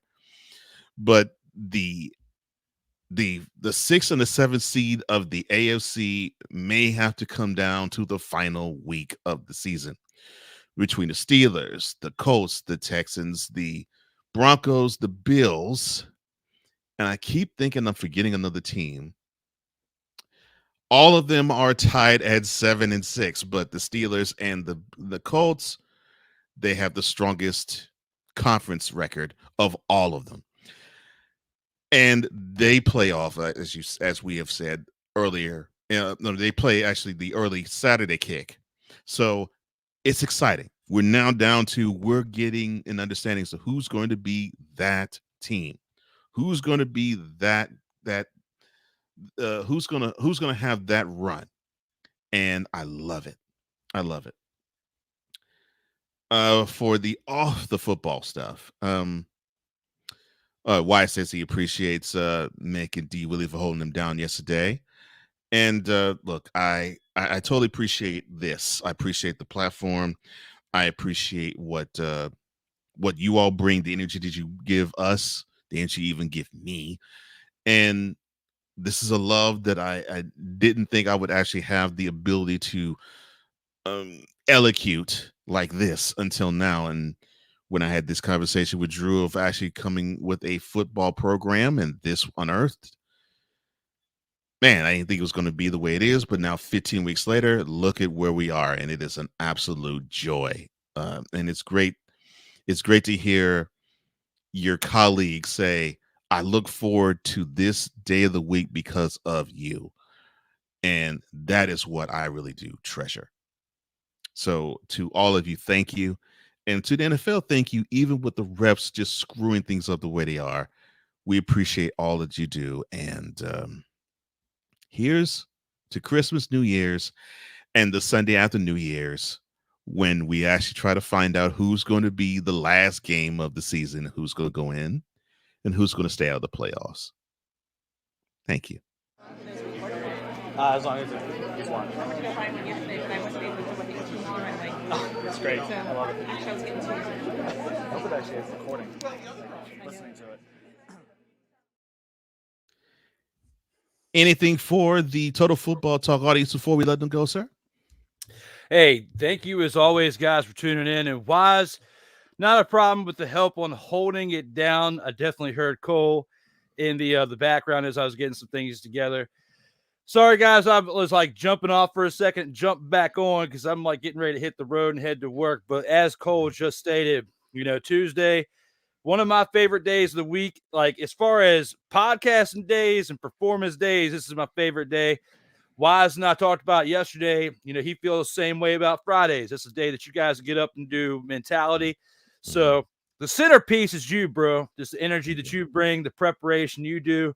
It's like you feed him bullets, and he knocks up. And same here. It's like you're throwing me curveball, or throwing me fastballs, and I'm knocking them over the fence. So either way, it's all centered around you and the stuff that you bring too. So, the rest of us are as good as what we're able to feed off from the other one. You're feeding off us. We're feeding off you. We're doing it together, teamwork. That's right. And, where we're at 15 weeks from now is a testament to both of us, but to the viewership as well. And, there's definitely many goals to definitely set in place for 2024 and looking forward to it, setting them up with you and knocking them down just like we've knocked down the ones that we got here. So, but it all starts with you guys in the comments. Thank you, guys. Liking, subscribing to both of our channels, commenting. We greatly appreciate it. Keep it going. Bring in some new people as well. Spread the word. Yes. Let's get this thing going even more. But hey, I'm so happy with what we've done so far. The year's almost over, but this show is not. No, it's not. Now, this episode is, but this show is not. Now, if you want to reach Drew, you can find him on Soaptoba_media on Twitter or X and Instagram as well. And Sotoba Media, the Sotoba Media on, I think it's Instagram. But yes, you can find him on those. And you can find me at flowcode.com/page/host Cole Johnson. That's flowcode.com/page/host Cole Johnson. Now, I want to thank all of you, definitely. Thank you for liking, sharing, subscribing. Definitely tell a friend to tell a friend and bring them on board. And thank you for hitting that notification bell so you can catch all content, not just this program, but all that emanates from the Sotoba Media YouTube channel or the Comey Media YouTube channel as well. For Drew Willingham, I am Cole Johnson, here to say in parting, as we always do in life, just like a tackle, keep your head up. And always remember, you got to play until the whistle blows. We'll be back at our normal time next week. So long, everybody. And stay safe out here in these streets. Again, normal time. See ya.